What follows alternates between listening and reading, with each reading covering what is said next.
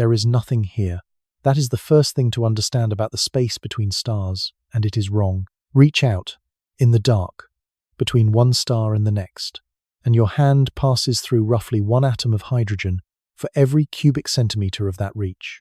1. In a vacuum chamber on Earth, the best human engineering can manage still leaves more than that crowded into the same space, and yet that almost nothing is enough. It is enough to build stars.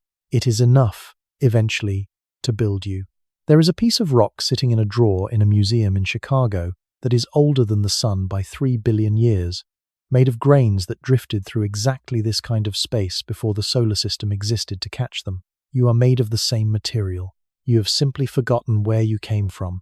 Hello, and welcome to Sidereal. Tonight is about the space between the stars, not the stars themselves, not the planets, but the medium that fills everything in between, and what it turns out to be made of. If slow, specific exploration of the universe helps you wind down or fall asleep, a like or a subscribe genuinely helps this channel keep making it. And if you want, leave a comment with where you're listening from and what time it is for you right now. I always like seeing that. Here is the question that will carry us through tonight. If the space between stars isn't empty, what is it, and how did anyone ever prove that, when there is nothing there to see? Let's begin. For most of recorded history, the question did not really come up. The stars themselves were the subject. What lay between them was assumed, without much examination, to be exactly what it looked like: nothing, a vacuum, the leftover dark that starlight happened to cross on its way to a human eye. This was not a careless assumption. It followed naturally from everything available to look at. If something is invisible, transparent, and offers no resistance to the light passing through it, the simplest explanation is that it isn't there at all. The Greeks who first organized the stars into constellations had no reason to suspect otherwise.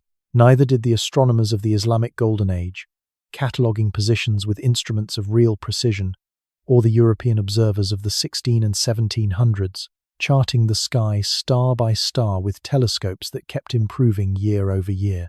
The space between any 2 points of light was, by definition, the part of the sky with nothing in it. That was the whole appeal of stars in the first place. They were the things visible against a background that offered nothing to see. The first real crack in that assumption did not come from a chemist or a physicist staring directly at empty space. It came from someone looking at the opposite, at the parts of the sky that were unusually, suspiciously full of nothing. Edward Emerson Barnard began photographing the Milky Way in 1889, working first at the Lick Observatory in California and later at Yerkes. He had come to astronomy by an unlikely route. Born in Nashville in 1857, into a family with almost no money, Barnard left school after only a couple of months of formal education and went to work in a photography studio at the age of 9, operating a large camera used for solar portraits. He taught himself astronomy afterward, almost entirely without institutional help, observing comets from his own backyard with a borrowed telescope until he had found enough of them 8. Eventually, all independently discovered that observatories began offering him positions. By the time he reached Lick, and later Yerkes, he had become arguably the most skilled visual observer of his generation, and he brought that same patience to a new kind of photography: long exposures of the night sky, hours at a time, capturing detail in the band of light that the naked eye sees as a hazy river across the dark. What those plates showed, when he developed them, were patches sometimes small, sometimes enormous, where the river of stars simply stopped. Dark gaps. Regions where, by every expectation of how stars should be distributed, there should have been light, and instead there was a kind of visual silence. The inherited explanation, going back to William and Caroline Herschel a century earlier, was straightforward. These were holes, real gaps in the distribution of stars, places where, for whatever reason, the galaxy simply hadn't put anything. William Herschel had spent decades sweeping the sky with his own large telescopes, counting stars region by region, and when he encountered an unusually empty patch, he sometimes described it, in his notebooks, as a genuine hole in the heavens, an absence built into the structure of the universe itself, no different in principle from the space between any 2 distant points of light, just larger and more concentrated. It was a reasonable reading of what a naked eye, or even a good 19th century telescope, could show. Nothing in that view contradicted what anyone could see directly. Barnard, photographing these regions obsessively for decades, started to notice something the holes in the distribution theory didn't account for. The edges of these dark patches were not random. They had structure. They curled, branched, thinned out in specific directions, sometimes brightened slightly at their margins into faint, feeble nebulosity before going dark again. A genuine absence of stars, scattered by chance, should not look like that. Chance absences are ragged in a different way, with no consistent edge, no directionality, nothing that repeats from one dark patch to the next. A cloud, blocking the light of whatever lies behind it, would look exactly like that. Clouds have edges, clouds curl, clouds thin out toward their margins and let a little light through before they thicken again and let none through at all. By 1919, Barnard had catalogued 182 of these dark markings in a paper for the Astrophysical Journal. He was careful in his language. He had spent 30 years looking at these objects and knew better than to overclaim. But his conclusion, stated plainly, was that some of these markings were genuinely real objects, either entirely dark or so faintly lit against the bright background of the Milky Way that they simply appeared black by contrast. Not holes, objects. Something was sitting in front of the starlight, absorbing it, and the absence Barnard had been photographing for 3 decades was not an absence of stars at all. It was the shadow of something else. The largest and most striking of these is still visible tonight, if you know where to look, and the sky is dark enough, a long, dark scar running through the bright band of the Milky Way near the constellations Cygnus and Aquila, where the galaxy's light appears to simply split and vanish for a stretch. It has a name now, the Great Rift. For every person who has ever looked up and assumed that dark gap was a gap in the stars themselves, Barnard's plate said otherwise. It was never a hole. It was a cloud, close enough and large enough to blot out everything behind it. This recalibrated a much larger argument that was already underway in the early 1900s. Astronomers like Heber Curtis and Vesto Slipher were trying to work out how big the Milky Way actually was, and whether the smudges of light called spiral nebulae were part of it, or entirely separate galaxies far beyond it. If unexplained dark patches were genuine gaps in starlight, the galaxy's structure looked one way. If they were obscuring clouds, sitting between the observer and stars that were there all along, every distance estimate that didn't account for them was wrong. Stars behind a cloud look fainter and redder than they should, which makes them look farther away than they actually are. Robert Trumpler would later spend the 1920s measuring exactly this effect, confirming that something between the stars was systematically dimming and reddening starlight across the galaxy, not just in Barnard's catalogued patches, but everywhere. Trumpler's method was its own piece of careful reasoning. He compared the apparent brightness of star clusters, calculated from their known types, against the distances those same clusters should have had based on their actual physical size. The two numbers disagreed, consistently, in the same direction, and the gap between them tracked almost exactly what you would expect if a thin haze of absorbing material were scattered along the way, dimming and reddening light in proportion to how far it had to travel. So by the early 1920s, there was a name for what Barnard had found: dark nebulae, regions where obscuring matter was thick enough to be photographed directly by the literal shadow it cast. But a shadow only tells you that something is blocking light. It does not tell you what that something is made of. Barnard could show you exactly where the matter sat in the sky. He could not tell you whether it was gas, dust, something solid, something gaseous, or some combination no one had yet imagined. His photographs proved a substance existed. They said nothing about its chemistry. Barnard did not live to see that question answered. He died in 1923, having spent more than 3 decades photographing the same dark shapes without ever knowing precisely what they were made of. A long working life spent proving that something real was there, without the tools to say what. That answer would not come from a camera. It would come from something far more indirect, a single, stubborn line in a spectrograph, refusing to move the way every other line around it moved, in the light of a star 800 light-years away. In 1904, at the Potsdam Astrophysical Observatory, a German astronomer named Johannes Hartmann pointed the great refractor at a star in Orion's belt and found a line that would not move. The instrument itself is worth pausing on for a moment, because it shaped what was and was not possible to see. The Potsdam Great Refractor was, at the time, one of the largest telescopes of its kind in the world. A double telescope on a single mount, its larger tube fitted with an objective lens 80 centimeters across, housed under a rotating dome 21 meters in diameter and weighing some 200 tons. This was not a backyard instrument. It was built for exactly the kind of patient, exacting spectroscopic work Hartmann was doing, pointing at a single star for long enough, and with enough light-gathering power to pull a detailed spectrum out of starlight that had travelled for centuries to reach the lens. The star was Delta Orionis Mintaka. To anyone who has ever traced the 3 stars of Orion's belt with a finger across a winter sky, it is the westernmost of the 3 belt stars, and it is not a single star at all, but a system, a tight binary in which 2 massive stars orbit a shared centre of gravity. Binary stars are useful to astronomers for a specific reason. As they swing around each other, first approaching Earth and then receding, that motion shows up directly in their spectrum. Light from a star moving toward you compresses slightly, shifting blue. Light from a star moving away stretches, shifting red.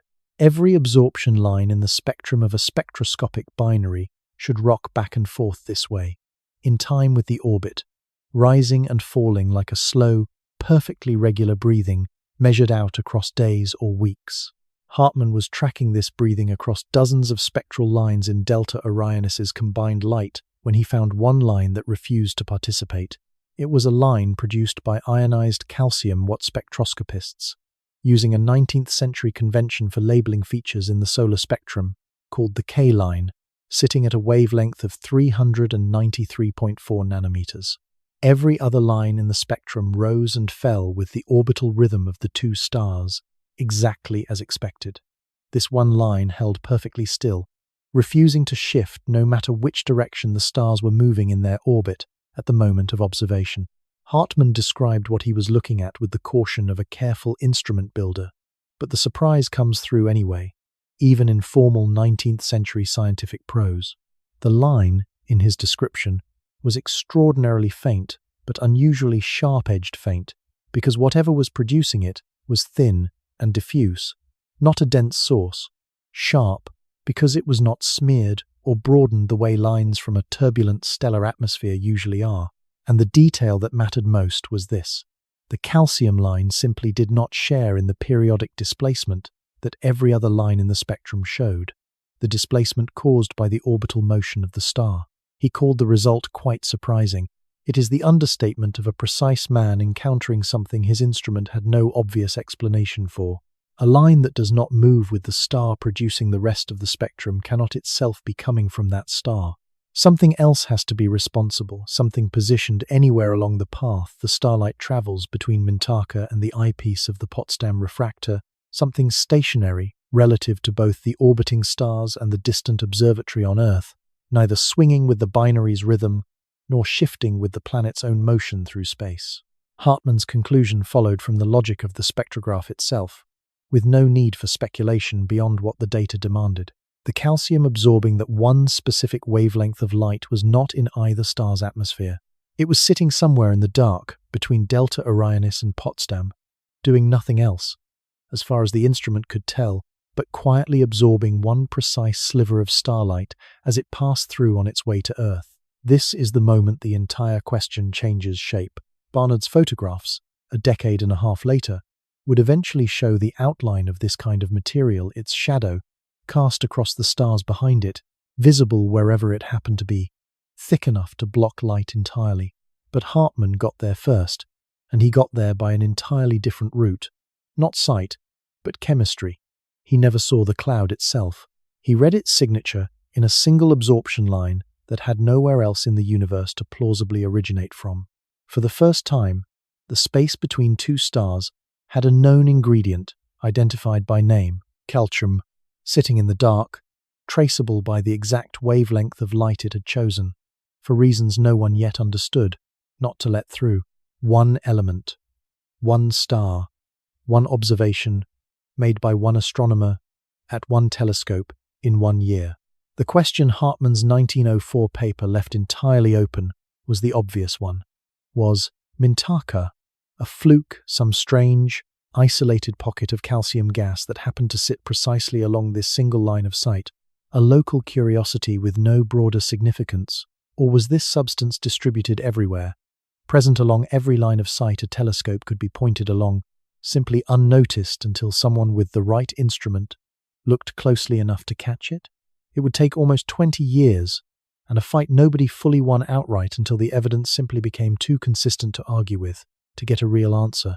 The next piece of the puzzle came in 1919, the same year Barnard published his catalogue of dark markings, from a different direction entirely, and from someone working in a position with far less institutional weight behind her than Hartmann had carried at Potsdam. Mary Leah Heger was a graduate student at Lick Observatory in California, the same observatory where Barnard had begun his photographic survey decades earlier.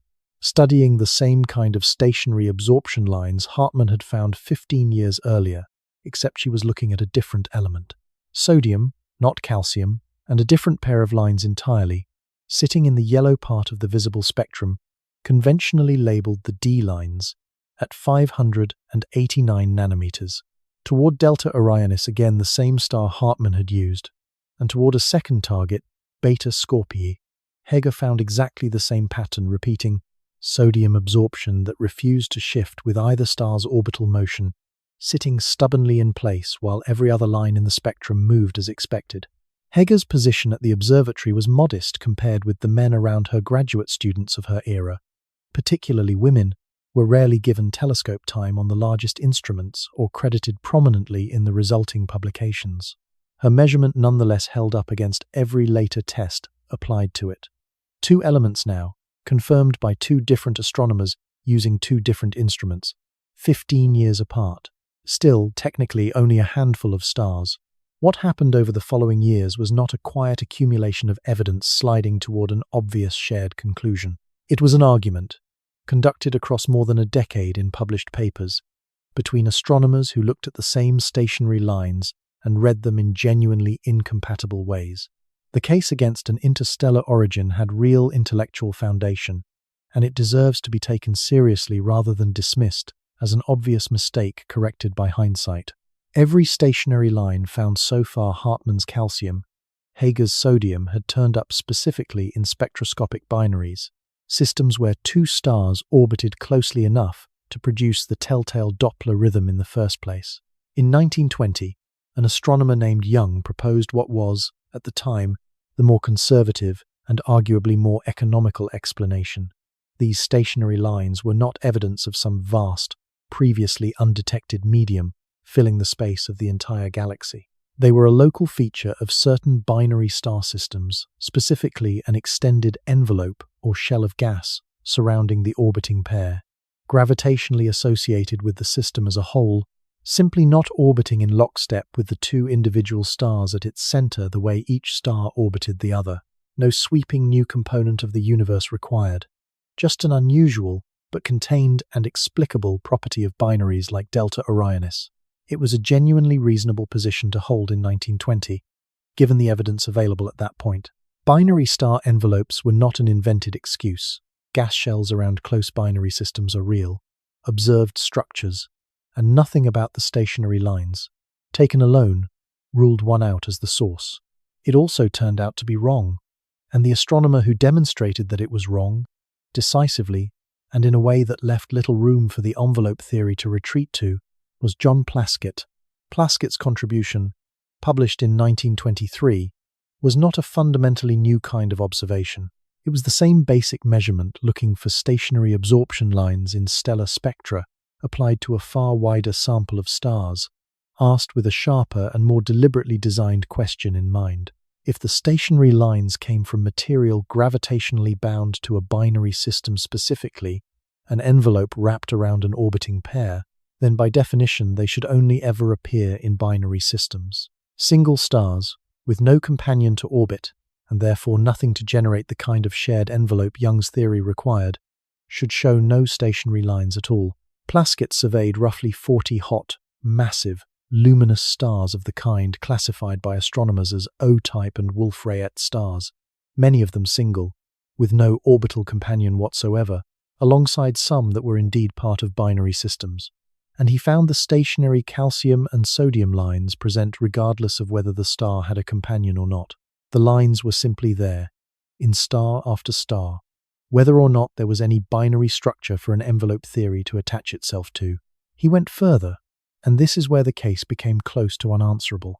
Where the lines did appear, Plaskett measured their velocities precisely to within better than 2 kilometers a second, a level of accuracy that left little room for instrumental error to explain away the result, and found that those velocities differed from the velocity of the background star itself by as much as 60 kilometers a second.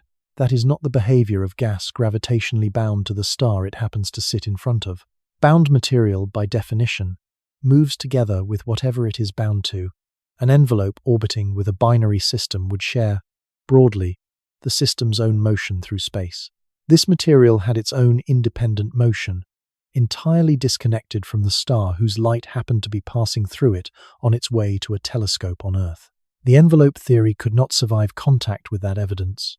If stationary lines showed up around stars with no companion to produce an envelope in the first place, and moved at speeds the star itself could not plausibly account for through any local, bound structure, the explanation had to lie elsewhere, in a medium genuinely independent of any single star or star system, something occupying interstellar space generally rather than clinging to particular binaries, carrying its own velocity, indifferent to whichever star's light happened to be passing through it on a given night, in a given decade, observed by whichever astronomer happened to be pointing a spectrograph in that direction.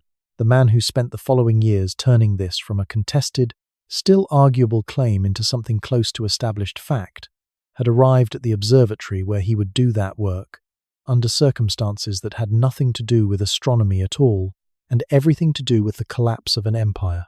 Otto Struve was born in 1897 in Kharkov, then part of the Russian Empire, into a family with astronomy running through it for generations. His great-grandfather had directed the Pulkovo Observatory near St. Petersburg, at the time one of the most respected astronomical institutions in the world. His grandfather had directed it after him. His father directed the observatory at Kharkov itself. By any ordinary expectation, Otto Struve's own path into the field would have been smoothed by that inheritance, a fifth generation of the same family, walking into observatories that already knew his name. It was not smoothed. By the time Struve reached adulthood, the Russian Empire was tearing itself apart in revolution and civil war, and Struve found himself serving in the White Army, on the side that lost. He fought through the chaos of the Russian Civil War as an artillery officer, and when the White Army's resistance collapsed in the south of Russia, there was no clear path home, because home, in any form Struve had grown up understanding it, no longer existed in a shape he could return to. Family observatories, family titles, family expectations, all of it had been swept away by the same upheaval that scattered the army he had been part of. He spent months as a refugee in Turkey, in conditions he later described, with characteristic understatement, simply as privation, the specific, grinding kind that comes from having no institution behind you, no income, and no certainty whatsoever about what, if anything, came next. In October of 1921, Struve arrived at Yerkes Observatory in Williams Bay, Wisconsin. He was 24 years old. He arrived with no money, no formal position, and by his own later account, almost nothing carried over from the life and the career he had been building before the war made all of that irrelevant. For a period, he was the only graduate student at the entire observatory, not because Yerkes lacked ambition or resources, but because Struve had simply shown up, a trained astronomer from a family of astronomers with nowhere else in the world left to go, and the observatory's director, Edwin Frost, found a place for him anyway. Frost was himself partially blind by this point in his career, his eyesight failing after decades at the eyepiece, and the arrangement that emerged between the two men, an experienced but visually limited director and a penniless, highly trained refugee, with nowhere else to be turned out to work far better than either side had any particular reason to expect going in. 11 years later, in 1932, Struve became the director of that same observatory. The man who had arrived as the penniless survivor of a defeated army left, just over a decade afterward, running one of the most significant astronomical institutions in the United States, and not long after that helped found a second one, the McDonald Observatory in Texas, securing funding and design decisions for an instrument that would, for years, be among the largest telescopes in the world. In between those 2 points, the refugee arriving in October of 1921 and the director appointed in 1932, Struve did the specific work that settled the interstellar question for good, building directly on what Plaskett had already established. The work itself required patience of a specific kind.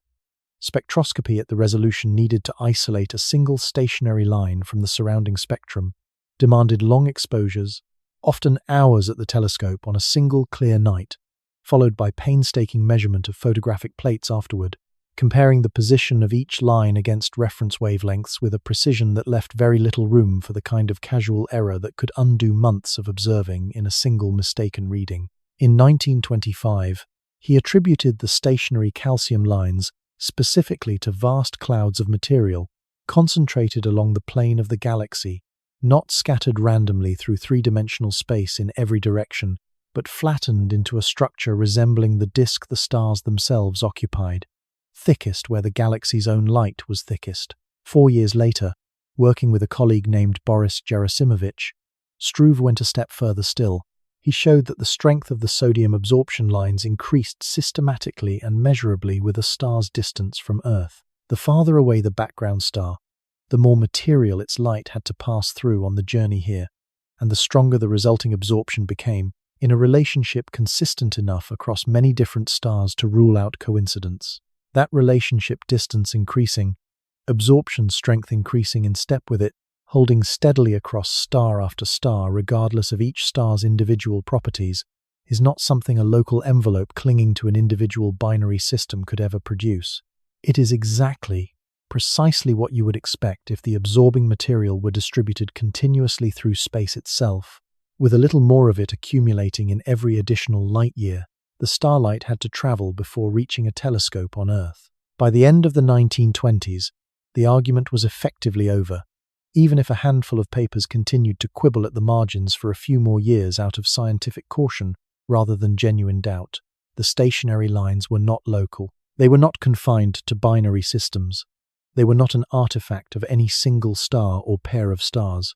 They came from something pervasive, a medium occupying the space between stars generally, concentrated along the galactic plane, growing thicker the farther any given line of sight extended through it. Calcium and sodium were, as far as anyone could tell with the instruments of the era, only the two elements that happened to leave a visible, identifiable fingerprint in visible starlight, simply because those particular elements absorb at wavelengths a spectrograph of the time could actually capture. The astronomers of the 1920s had proven, beyond any reasonable dispute that remained standing, that this substance was real, and that it was everywhere. What they still did not know could not yet know. With the tools available to them at that point was almost everything else about it. How much of it there actually was, in any given stretch of space. What it was mostly made of, beyond the two trace elements that happened to leave a signature visible to early 20th century spectroscopy, whether it sat in discrete clouds with edges and boundaries, in some kind of continuous haze filling all of space evenly, or in some third kind of structure nobody yet had a name for. The dispute over whether the interstellar medium existed at all had been settled, decisively, by Plaskett and Struve between them.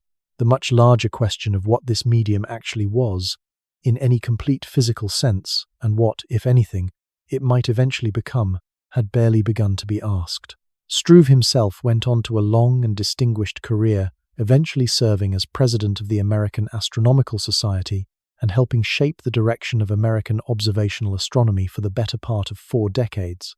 But the calcium and sodium work remained, by his own later estimation, among the foundational results of his career, the moment when a stubborn line first noticed in 1904 in the spectrum of a single binary star was finally shown to belong to something far larger than anyone observing it at the time had any way of suspecting. There is a particular kind of irony in how this resolution came about that is worth sitting with for a moment. The man who proved the interstellar medium was real and pervasive had arrived at his observatory with literally nothing, no instruments of his own, no inherited position, no certainty that astronomy would ever again be part of his life after the war that had scattered his family's legacy across 2 continents. he proved the existence of a medium that fills the entire galaxy, the substance every star and planet is ultimately built from. Using equipment that belonged to an institution that had taken him in essentially as an act of charity toward a stranded refugee, the science did not care about any of that.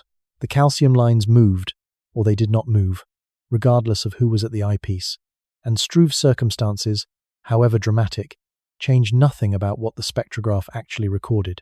What they did change was whether anyone capable of recognizing the pattern happened to be looking in the first place. The answer to what this medium is actually made of, and how much of it there is, did not come from looking more closely at the calcium and sodium that Struve had already mapped. It came from looking at where the medium was thickest, not the thin, diffuse haze spread evenly through the galactic plane, but the places where it gathered into something dense enough to do more than absorb a little starlight, dense enough to collapse, dense enough, eventually, to become something else entirely. These regions are called molecular clouds, and the name describes something real about their physical state. In the diffuse interstellar medium that Hartmann and Struve had been studying, hydrogen exists mostly as individual atoms, scattered too thin and too warm for those atoms to pair off and bond. But in certain pockets of space, the gas grows cold enough and dense enough that hydrogen atoms begin finding each other and forming molecules, two atoms bound together as one. These pockets, once you know to look for them, turn out to be enormous. A single giant molecular cloud can span tens or even hundreds of light years and contain enough material to build millions of stars, the mass of the sun, all concentrated in clouds, so cold that their temperature sits at only 20 or 30 degrees above absolute zero. Cold, in this context, is not simply a description of discomfort, it is the condition that makes everything else possible. A warm gas resists being compressed, its particles move quickly, colliding and pushing back against any force trying to squeeze them together. A cold gas barely resists at all, its particles move sluggishly, and the only force left with enough patience to act on them is gravity, pulling steadily, asking nothing in return but time. The most thoroughly studied example of this process happening in real time sits about 1,350 light-years from Earth, in the constellation Orion, visible to the naked eye on a clear winter night, as a faint smudge just below the three stars of Orion's belt, the same belt that includes Mintaka, the very star where Hartmann found his stationary calcium line more than a century ago. The Orion Nebula is not a finished object. It is a nursery actively in use, a vast molecular cloud in the process of being pulled apart by its own gravity into the stars it will eventually become. Inside the nebula sit four bright, massive young stars known collectively as the trapezium, arranged in a rough quadrilateral close enough together that even a modest amateur telescope can resolve them as individual points of light. These stars are young by any astronomical measure, likely no more than a few 100,000 years old, infants compared with the sun's 4.5 billion years, and their light is what illuminates the surrounding gas, making the whole structure visible from Earth in the first place. The nebula does not glow on its own. It glows because something inside it has already finished forming and switched on, lighting up the cloud that built it from the inside. The process begins with something close to an accident of scale. A molecular cloud, left alone, can sit in a kind of fragile equilibrium for a long time, gravity pulling inward, the gas's own pressure pushing back outward, the two forces roughly balanced. What disturbs that balance can be almost anything. The shockwave from a supernova exploding somewhere nearby, two clouds drifting into each other, the slow compression of a galaxy's spiral arm sweeping through. Once the balance breaks even slightly in one small region, gravity gets the advantage it needs. That region begins to contract. As it contracts, it grows denser. As it grows denser, gravity pulls harder still, and the contraction accelerates rather than slows down, a feedback loop with only one direction available to it. Inside the collapsing cloud, this process does not happen as one smooth, simple implosion. The cloud fragments first into smaller clumps, and those clumps fragment again into denser cores, each core eventually collapsing on its own, independent of its neighbors. This is the reason molecular clouds tend to produce not one star but many clusters, sometimes hundreds or thousands of stars born from the same parent cloud within a few million years of each other, scattered now across the sky but sharing, originally, a single source. The stars in the trapezium, and the hundreds of fainter, smaller stars surrounding them throughout the wider Orion Nebula complex, all trace back to the same original cloud, fragmenting at slightly different times, in slightly different places, within the same few 100,000 years. What happens inside one of these individual cores, as it collapses toward becoming a single star, involves a change in scale that is worth sitting with for a moment, rather than rushing past.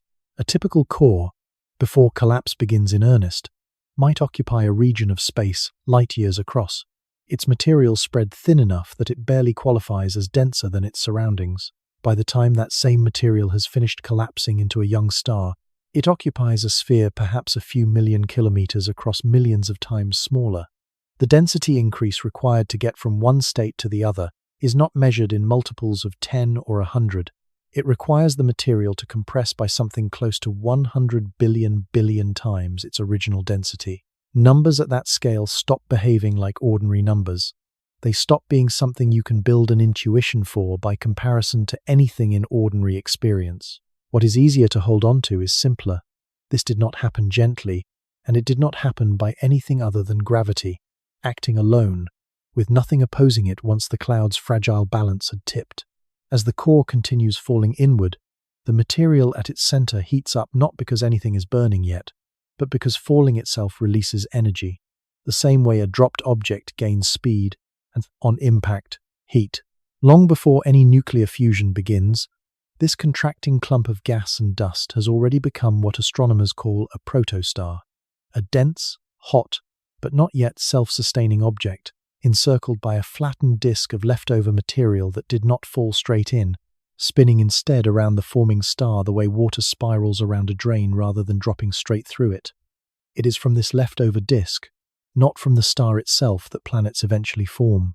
Astronomers have photographed disks exactly like this around several of the young stars in the Orion Nebula directly, using telescopes sensitive enough to resolve structures only a few times larger than the orbit of the planet Neptune, sitting around stars that are themselves only a few 100,000 years old. Looking at one of these images is, in a fairly literal sense, looking at the solar system's own infancy, captured in a different location, happening right now rather than 4.5 billion years in the past. This is the point where the question of the interstellar medium's ultimate fate stops being abstract. 4.5 billion years ago, give or take, somewhere in the galaxy, a cloud of gas and dust, very much like the one currently collapsing in Orion, began its own collapse. It fragmented, as these clouds do, into cores. One of those cores, smaller and less remarkable than many others forming alongside it, continued contracting under its own gravity, heating as it fell, until at its center nuclear fusion finally ignited and a star turned on. Around that new star, in the leftover disk of material that had not fallen all the way in, smaller clumps gathered themselves together by the same gravity, on a smaller scale, into planets. One of those planets settled into an orbit close enough to its new star to keep liquid water on its surface, but not so close that the star's heat stripped its atmosphere away entirely. The cloud that collapsed to produce all of this was not made of anything exotic. It was made of the same hydrogen, the same trace calcium and sodium, the same scattered heavier elements that Hartmann and Struve had spent decades proving existed in the space between stars generally. The solar system did not arrive from somewhere else. It condensed, directly and without any intermediate step, out of the interstellar medium itself, out of exactly the kind of diffuse, cold, star-forming material that is, at this moment, still drifting through other parts of the galaxy, still collapsing into other stars, still doing, elsewhere, precisely what it did here 4.5 billion years ago. Every atom in this story, in the cloud, in the protostar, in the disk, in the planet that eventually formed at a comfortable distance from its star began as part of the interstellar medium, not figuratively, not as a poetic flourish layered on top of the physics afterward, as a direct, traceable, physical fact. There was no other source. The medium does not merely surround stars and planets as a kind of background. It is the raw material every star and every planet is built from, recycled forward through one collapse after another, one stellar generation after the next, with no other ingredient ever entering the process from outside. This raises an obvious question. and it is one the astronomers who had just spent decades proving the medium's existence were not yet equipped to answer. If clouds like this collapse to form stars and planets, something has to be left over the material in any given cloud that gravity didn't manage to pull into a forming star, the deposits of dust and rock that never got the chance to fall all the way in. Does any of that leftover material survive the process intact? Or does everything that doesn't become part of a star simply get destroyed, scattered, broken down beyond recognition somewhere along the way? That question would not be answered by studying clouds at all. It would be answered, decades later, by a different kind of measurement entirely, not light passing through gas, but radio waves, broadcasting directly from the gas itself. Calcium and sodium, the two elements that had carried the entire interstellar medium story from 1904 through the 1920s, were never the main ingredient. They were simply the only ingredient visible to the spectrographs of the time trace elements that happened to absorb light at wavelengths early 20th century instruments could capture. The medium's true dominant component, making up roughly 9/10 of all its atoms, was hydrogen. And for nearly half a century after Hartmann's discovery, hydrogen itself, the substance actually filling most of the space between stars, remained essentially invisible to direct detection. It does not absorb light at convenient visible wavelengths the way calcium and sodium do. Astronomers knew, by simple chemical reasoning, that hydrogen had to dominate the medium. They had no direct way to see it, map it, or measure how much of it there was, or where. The theoretical opening came in 1944 from a Dutch astronomer named Hendrik van der Hulst, working at a time when the Netherlands was still under wartime occupation and direct astronomical observation was, for practical reasons, badly constrained. Van der Hulst was a young researcher at the time, attending a seminar run by Jan Oort, an established figure in Dutch astronomy who had set his students the specific problem of finding some way, any way, to detect interstellar hydrogen directly, given that the conventional methods were clearly insufficient. Van der Hulst worked out, on paper, that a neutral hydrogen atom, one electron, one proton, no charge should occasionally undergo an extremely rare internal flip, the electron's spin reversing relative to the proton's, releasing, in the process, a tiny, precise amount of energy in the form of radio radiation at a wavelength of 21 centimeters. The flip itself, for any single atom, was almost absurdly unlikely on average. A given hydrogen atom would only undergo it once every 11 million years. But the interstellar medium does not contain one hydrogen atom. It contains, across the galaxy, more of them than can be meaningfully counted by anything except scientific shorthand. And even a wildly improbable event, multiplied across that many atoms, becomes a signal a sufficiently sensitive radio receiver might actually catch. It took 7 years for anyone to catch it. The detection happened at Harvard in 1951, and the circumstances were not glamorous. Harold Ewan, known to colleagues as Doc, was a physics graduate student working under his thesis advisor, Edward Purcell, a physicist who had already done Nobel-caliber work in an entirely different field and was now turning his attention, somewhat as a side project, to whether Van der Hulst's predicted hydrogen line might actually be detectable. Purcell secured a research grant of $500 from the Rumford Fund, a modest sum even by the standards of 1950, nowhere near what would normally be required to build a piece of astronomical instrumentation from scratch. Ewan built a horn-shaped antenna, simple in design out of necessity, and mounted it so that it pointed out through a fourth-floor window of the Lyman Physics Laboratory, aimed at the sky. The early attempts found nothing. Ewan spent months refining the receiver, fighting noise that threatened to bury any signal as faint as the one theory predicted, working largely alone in a basement laboratory, with equipment built mostly from whatever parts were already on hand. There was no guarantee, going into any of it, that the signal existed at a detectable strength at all. Van der Hulst's calculation gave a frequency, not a confirmation that any instrument built in 1950 could actually pick it up against the background noise of the receiver itself.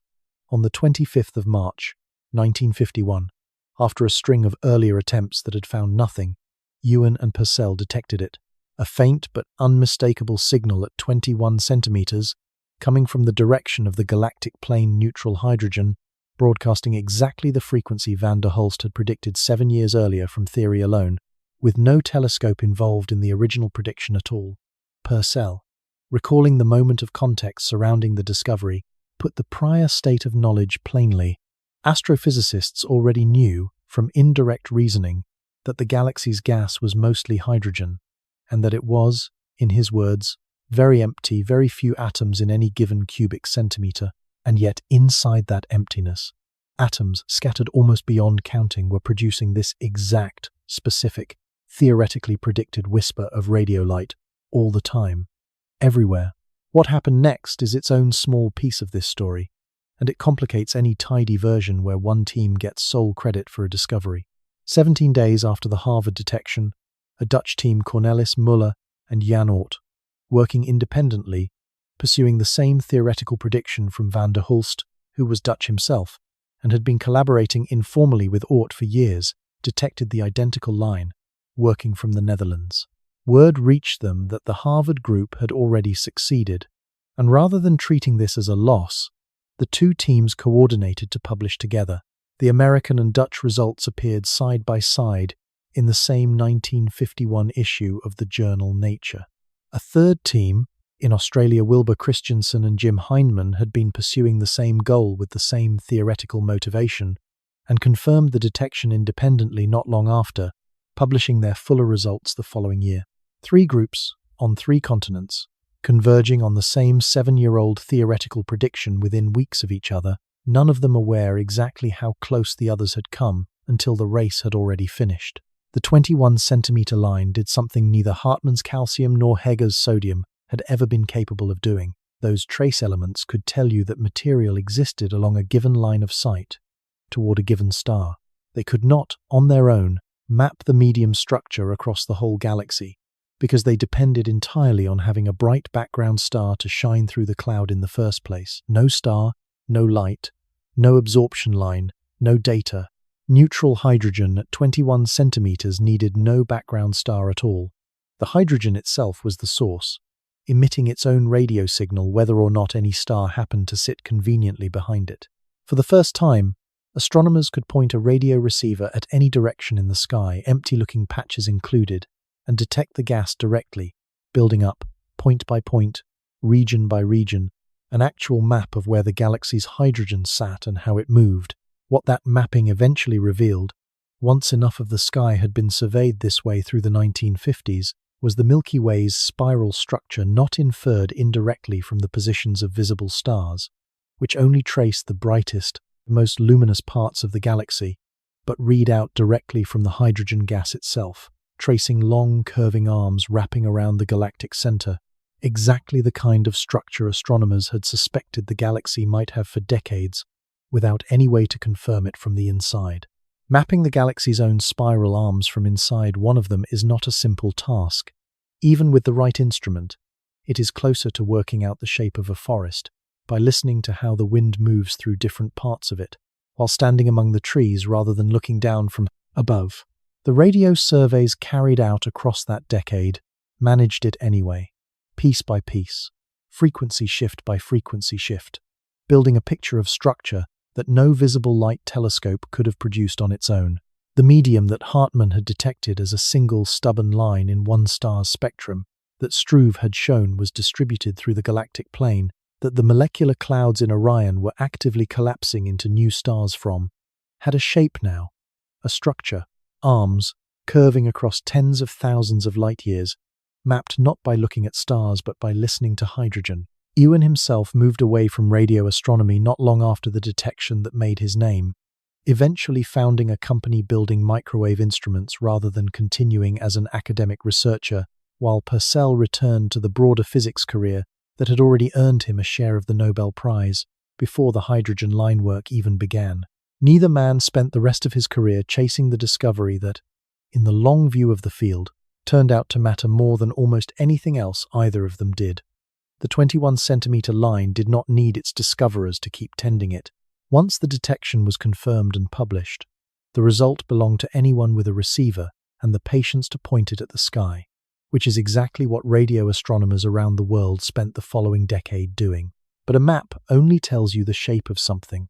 It does not tell you whether that shape is uniform throughout, or whether parts of it differ sharply from their surroundings, whether, somewhere within that vast spiral structure, there might be regions where the gas was unusually thin, unusually hot, carved out by some violence in the relatively recent past. And it certainly did not yet say anything about where, within that structure, the solar system itself happened to be sitting. The 21-centimeter line solved the problem of finding atomic hydrogen individual, unpaired hydrogen atoms drifting through the diffuse medium. It did nothing to detect the molecular hydrogen sitting inside the denser clouds where stars actually form, the same molecular clouds responsible for the Orion Nebula and structures like it across the galaxy. Molecular hydrogen, two hydrogen atoms bonded together rather than drifting separately, does not produce a 21-centimeter signal at all. For more than 2 decades after Ewan and Purcell's detection, astronomers had a reliable way to map atomic hydrogen across the entire galaxy, and almost no direct way to detect the molecular hydrogen that theory said should be filling the coldest, densest clouds in exactly the regions where new stars were forming. The reason was not a failure of imagination. It was a genuine technical obstacle built into the physics of the molecule itself. Molecular hydrogen absorbs light most strongly at ultraviolet wavelengths, far shorter than visible light, in a region of the spectrum that Earth's own atmosphere blocks almost completely before it ever reaches the ground. Every telescope sitting on the surface of the planet, no matter how large or how well built, was effectively blind to the exact wavelengths where molecular hydrogen actually announced its presence. The molecule that made up most of the mass inside every molecular cloud in the galaxy was, for practical purposes, invisible to anyone observing from underneath the air that kept those same astronomers alive. The solution required leaving the atmosphere behind entirely. In 1972, NASA launched a satellite named Copernicus, carrying an ultraviolet spectrometer specifically designed to operate above the atmosphere's interference, in orbit where the wavelengths molecular hydrogen absorbs could finally reach a detector without first being filtered out by the air. The mission, led by a research team that included the astronomer Lyman Spitzer, who had been advocating for orbiting telescopes since the 1940s, decades before the technology existed to build one, spent years observing the ultraviolet spectra of bright, hot stars, searching specifically for the absorption signature molecular hydrogen was predicted to leave in their light. The detections, once Copernicus began returning data, confirmed what theory had predicted, but no instrument had previously been able to verify directly. Molecular hydrogen was genuinely present throughout the diffuse interstellar medium, not just inside the densest, most opaque molecular clouds, but in smaller, measurable quantities scattered more broadly than expected. The survey results, compiled across the satellite's working lifetime through the 1970s, gave astronomers their first direct, systematic census of where molecular hydrogen actually sat relative to the atomic hydrogen Ewan and Purcell had already mapped, confirming that the two forms existed side by side, transitioning gradually from mostly atomic to increasingly molecular as gas density and shielding from destructive ultraviolet starlight increased. This filled in a piece of the picture that had been missing since the very idea of molecular clouds first emerged as an explanation for stellar nurseries like Orion. It is one thing to infer that molecular hydrogen must be present inside a collapsing cloud, based on the cloud's temperature, density, and the fact that stars clearly do form somewhere inside it. It is a different and considerably stronger thing to detect that hydrogen directly, in its actual molecular form, through an instrument built specifically to catch the exact ultraviolet signature theory predicted it would leave. Copernicus did for molecular hydrogen, in a narrower and more technically demanding way, something analogous to what Ewan and Purcell's antenna had done for atomic hydrogen 2 decades earlier, turning an inference, however well supported, into a direct, repeatable measurement. The satellite itself remained in service for 8 years, considerably longer than its original mission planners had expected, returning ultraviolet spectra of hundreds of stars before its instruments finally degraded beyond useful operation in 1981. Spitzer himself did not live to see most of what later orbiting telescopes built on the foundation Copernicus had established. He died in 1997. But the principle he had spent decades arguing for, that certain questions about the universe simply cannot be answered from underneath an atmosphere, no matter how good the ground-based instrument had been proven correct in the most direct way available by actually building the telescope, putting it into orbit, and watching it return exactly the kind of data no observatory on Earth's surface could have gathered. By the time Copernicus stopped functioning, the basic picture of the interstellar medium that this entire story has been assembling: atomic hydrogen mapped by radio waves, molecular hydrogen mapped by ultraviolet absorption, dust mapped by polarized starlight, cosmic rays detected by balloon-borne electroscopes, the whole structure occasionally hollowed out by supernovae into cavities like the one the solar system currently occupies, had moved from a set of separate, hard-won discoveries into something closer to a single, if still incomplete, coherent picture of what fills the space between every star a person can see on a clear night. Everything so far in this story has been about gas atoms, mostly hydrogen, with calcium and sodium, and the occasional large carbon molecule scattered through it. But the interstellar medium is not made of gas alone. Mixed through it, in much smaller quantities, is solid material dust. In the literal sense, grains of rock and carbon and ice far smaller than anything visible to the naked eye, drifting through the same space the gas occupies and behaving, in some ways, very differently from it.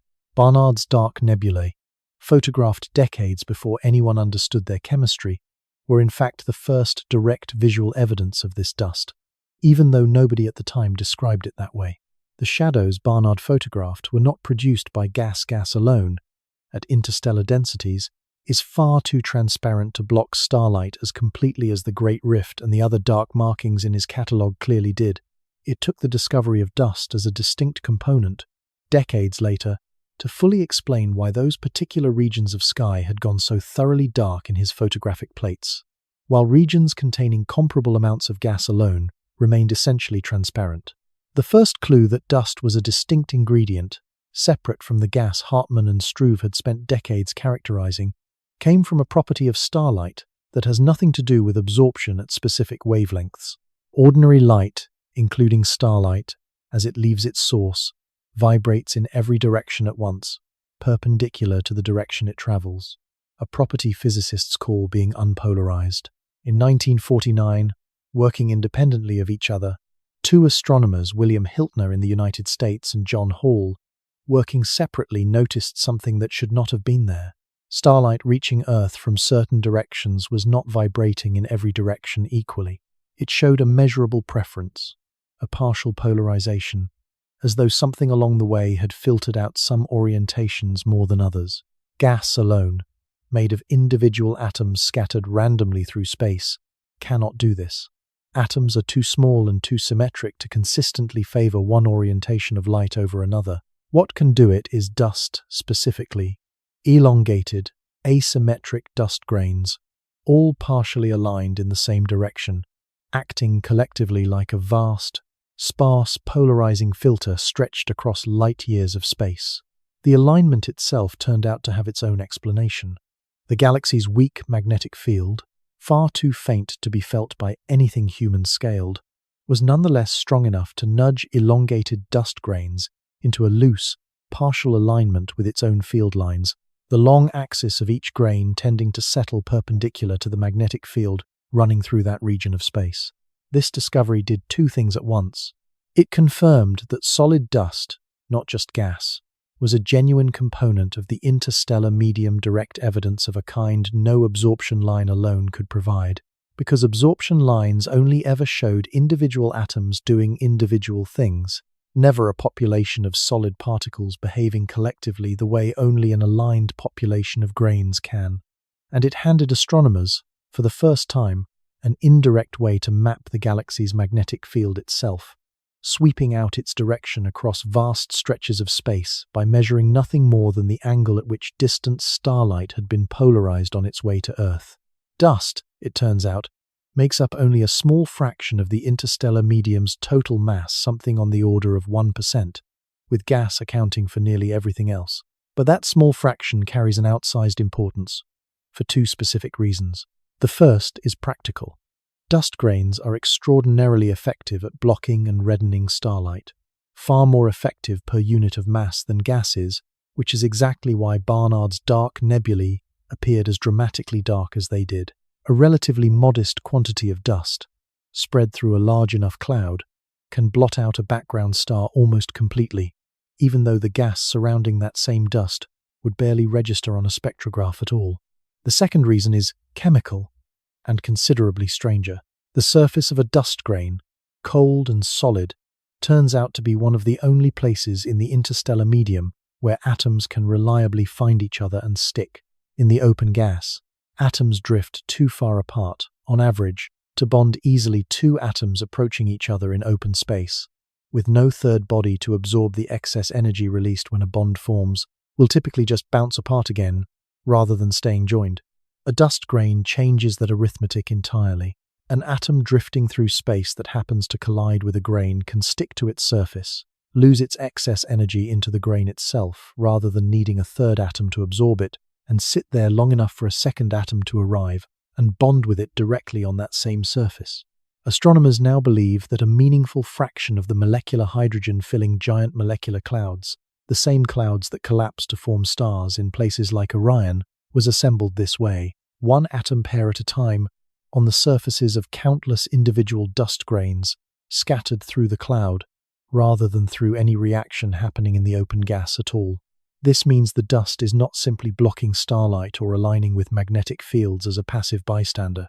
It is functioning as a kind of distributed chemical workshop, spread across light years, with countless individual grains each hosting their own slow, patient reactions, one atom at a time, over timescales long enough that no laboratory on Earth could easily reproduce the conditions or the duration involved.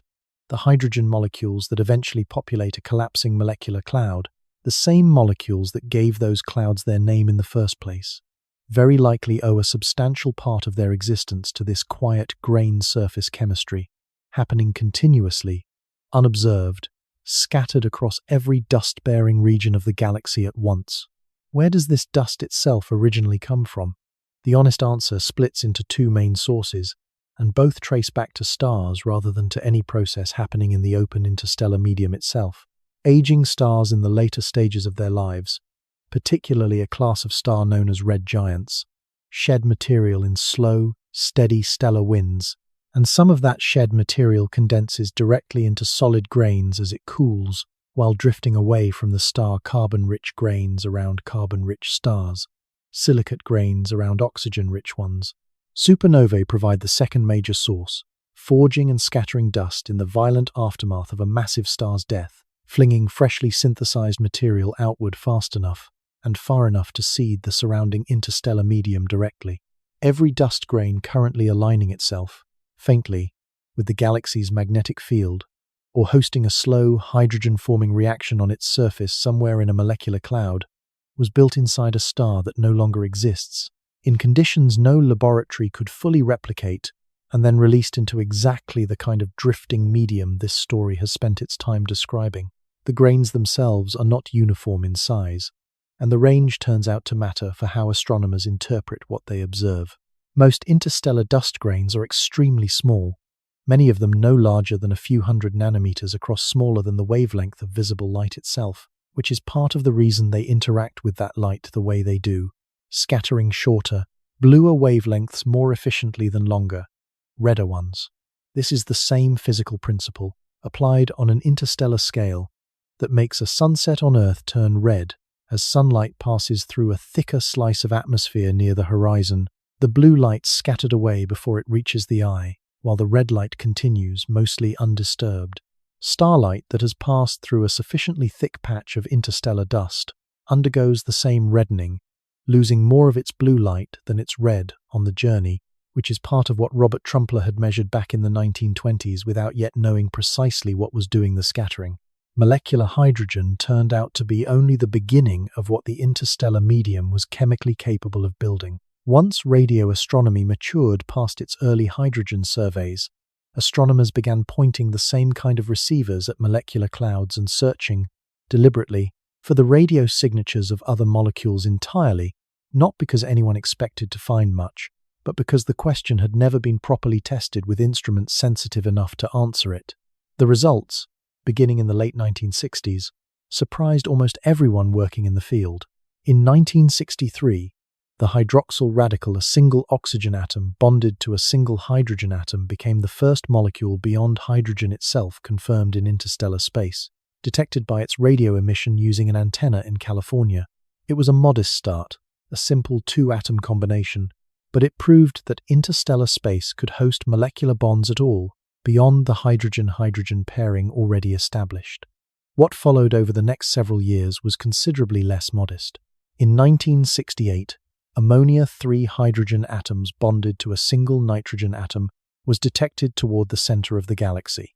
The following year, 1969, water itself was found, and so was formaldehyde, a molecule built from 4 atoms rather than 2 or 3, considerably more chemically complex than anything found before it. Each new detection pushed the boundary of what astronomers had assumed interstellar space was capable of assembling. The conditions inside a molecular cloud are, by ordinary chemical standards, almost uniformly hostile to building anything. Complicated temperatures only tens of degrees above absolute zero, densities still far below anything achievable in a laboratory vacuum, and a steady bombardment of cosmic rays and ultraviolet radiation, capable of breaking apart exactly the kind of delicate molecular bonds chemists were now finding evidence of. And yet the detections kept arriving. By the 1970s, astronomers had confirmed dozens of distinct interstellar molecules. By the 2000s, the count had grown into the hundreds, including molecules built from a dozen or more atoms, structures considerably more elaborate than anything early radio astronomers had thought the interstellar medium capable of producing on its own, without a planet's surface or a living organism anywhere nearby to assemble them. Identifying any one of these molecules requires a kind of matching process not unlike the laboratory work behind the diffuse interstellar bands discussed earlier in this story, though carried out at radio rather than optical wavelengths. Every molecule, depending on its specific structure, rotates and vibrates in characteristic ways that release or absorb radiation at precise, predictable frequencies, a kind of fingerprint unique to that molecule's particular shape and composition. Laboratories on Earth measure these fingerprints under controlled conditions, and radio astronomers then search the noisy spectra returned by their telescopes for a match. A positive identification requires the frequencies to align closely enough across multiple distinct spectral features simultaneously that coincidence becomes implausible, a standard of proof considerably stricter, in most cases, than identifying a single isolated line the way Hartmann once did with calcium. The explanation, once researchers worked through it carefully, returned to the same surface chemistry already responsible for assembling molecular hydrogen on the cold faces of dust grains. A dust grain coated in a thin layer of frozen ice water, carbon monoxide, and other simple molecules frozen directly onto the grain's surface in the extreme cold of a molecular cloud's interior provides exactly the kind of patient, sheltered environment where more complex chemistry can slowly accumulate, one reaction at a time, protected from the destructive radiation that would tear the same molecules apart if they were drifting freely in open gas. Cosmic rays, striking these icy grain surfaces, can trigger chemical reactions directly, breaking some bonds while creating others, slowly building larger molecules out of smaller fragments across timescales of thousands or millions of years, far longer than any laboratory experiment on Earth could practically run, but well within what a molecular cloud, sitting quietly for that length of time before it eventually collapses, has readily available. Among the more striking finds, in 2016, astronomers using a radio telescope array in Chile detected glycolaldehyde, a simple sugar molecule, in the gas surrounding a young binary star system still in the process of forming. The same array, in subsequent years, detected even more complex organic molecules in similar star-forming regions, including some considered direct chemical precursors to the amino acids that, on Earth, are essential building blocks of every living cell. None of this constitutes evidence of life elsewhere in the galaxy. It constitutes something more modest and, in its own way, equally significant. Evidence that the basic chemical building blocks relevant to biology are not rare. Special products requiring a planet's surface, sunlight, and liquid water to assemble. They can apparently form in the cold dark of a molecular cloud, on the surface of a dust grain, light years from any star, before a single planet around that forming system has even finished accumulating its own mass. This reframes something about the 4.5 billion-year-old cloud that collapsed to build the solar system, the same cloud this story has returned to several times already. That cloud was not simply hydrogen, calcium, sodium, and a scattering of dust grains. By the time it began collapsing, it likely already carried some inventory of the same kind of complex organic chemistry astronomers now find in molecular clouds elsewhere in the galaxy: simple sugars, possible amino acid precursors, molecules assembled slowly on grain surfaces over the cloud's lifetime, before any star or planet within it had formed at all. Some fraction of that pre-existing chemical inventory likely survived the collapse, the same way the pre-solar grains discussed earlier in this story survived it, delivered later to the early Earth inside comets and meteorites formed from the same original disk of leftover material. The chemistry that eventually became biology on this particular planet may not have started from nothing. It may have started, in part, from an inheritance already assembled in the cold dark, long before the sun itself had switched on. Researchers studying comets directly have found support for exactly this idea. Spacecraft sent to fly through or land on comets, preserved relics of the same disk of material that built the outer solar system, have detected glycine itself, the simplest amino acid, along with a range of other organic compounds, embedded in cometary material that has remained largely unchanged since the solar system's formation.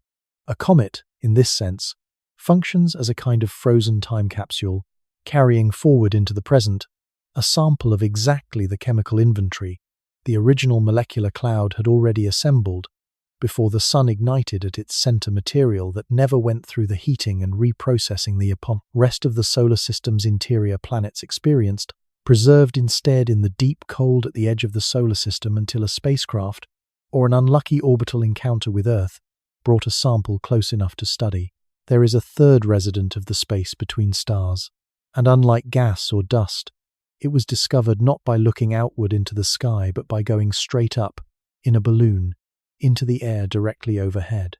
At the start of the 1900s, physicists working with simple instruments called electroscopes had noticed something that did not make obvious sense. Electroscopes are built to detect electrically charged particles, and even when carefully shielded and kept far from any obvious radioactive source, they kept registering a faint, persistent trickle of charged particles passing through them. The leading explanation, for a while, was that this background trickle came from radioactivity in the ground itself, uranium, and other naturally radioactive elements scattered through ordinary rock and soil, releasing particles that any nearby instrument would inevitably pick up. If that explanation were correct, the trickle should weaken with altitude, move the instrument higher, farther from the radioactive ground, and the signal should fade. An Austrian physicist named Victor Hess decided to test this directly, and rather than theorizing about it, he went and did the experiment himself, repeatedly, in a series of manned balloon ascents between 1911 and 1913, carrying sensitive electroscopes to altitudes of several kilometers above the ground, often in conditions that were genuinely dangerous for a man without pressurized equipment or any modern safety provision. What Hess found ran directly against the prediction. The radiation did not weaken with altitude. Past a certain height, it began to increase, and by the time his balloon had climbed past about 5 kilometers, the intensity of the radiation he was measuring had grown to several times what it had been at ground level. Whatever was producing this trickle of charged particles was not coming from the ground beneath him. It was coming from somewhere above, arriving from outside the atmosphere entirely. Hess even carried out one ascent during a partial solar eclipse, reasoning that if the radiation came from the sun specifically, blocking the sun's light should reduce it. The radiation continued unaffected, ruling out the sun as the direct source, and pointing towards something more diffuse, something arriving steadily from all across the sky, rather than from any single nearby object. The name eventually given to this radiation, cosmic rays, describes a phenomenon considerably stranger than the word rays suggests. Cosmic rays are not light. They are matter, individual atomic nuclei, mostly hydrogen and helium, with a small admixture of heavier elements, traveling at speeds that in the most extreme cases approach the speed of light itself, carrying energies that can exceed, for a single subatomic particle, what an entire baseball traveling at a brisk pitch carries collectively across all its trillions of atoms. These particles strike the upper atmosphere constantly, fragmenting into showers of secondary particles that cascade downward, a faint fraction of which Hess's electroscopes and every cosmic ray detector built since have been registering continuously for more than a century. The interstellar medium turns out to be where the overwhelming majority of these particles spend most of their existence before any of them happen to encounter a planet's atmosphere.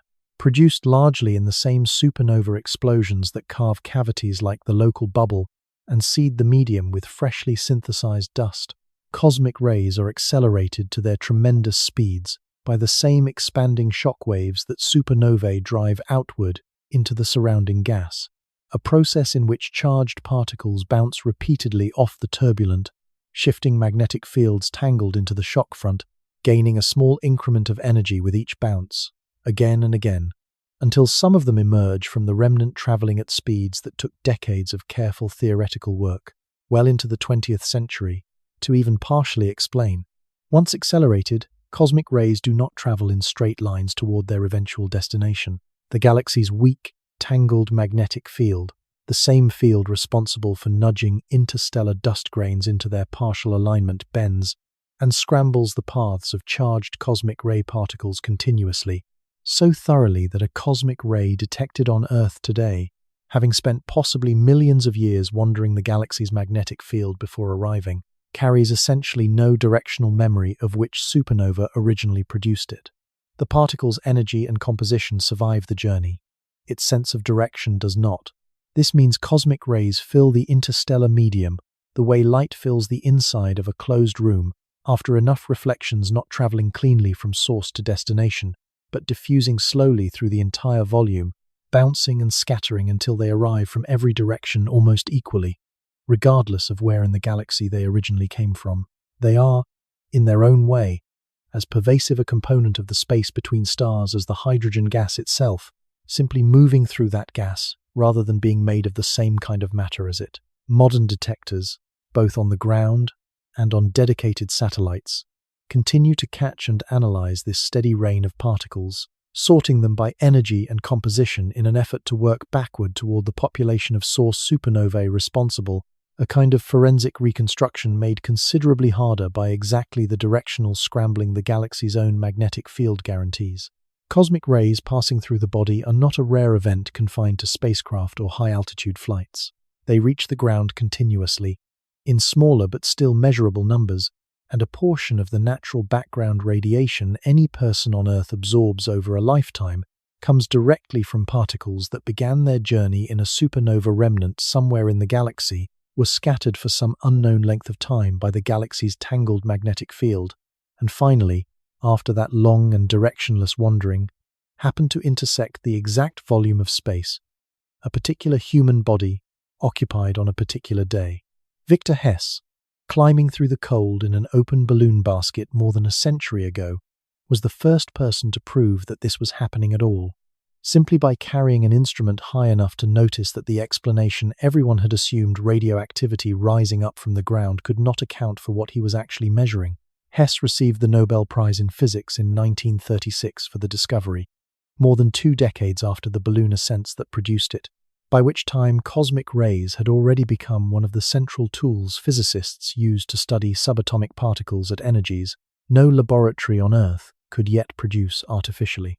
Several genuinely new particles, including the positron and the muon, were first identified not in any accelerator, but in cosmic ray detectors, catching, almost by accident, particles that the universe itself had already accelerated to energies physicists would spend decades trying to reach by other means.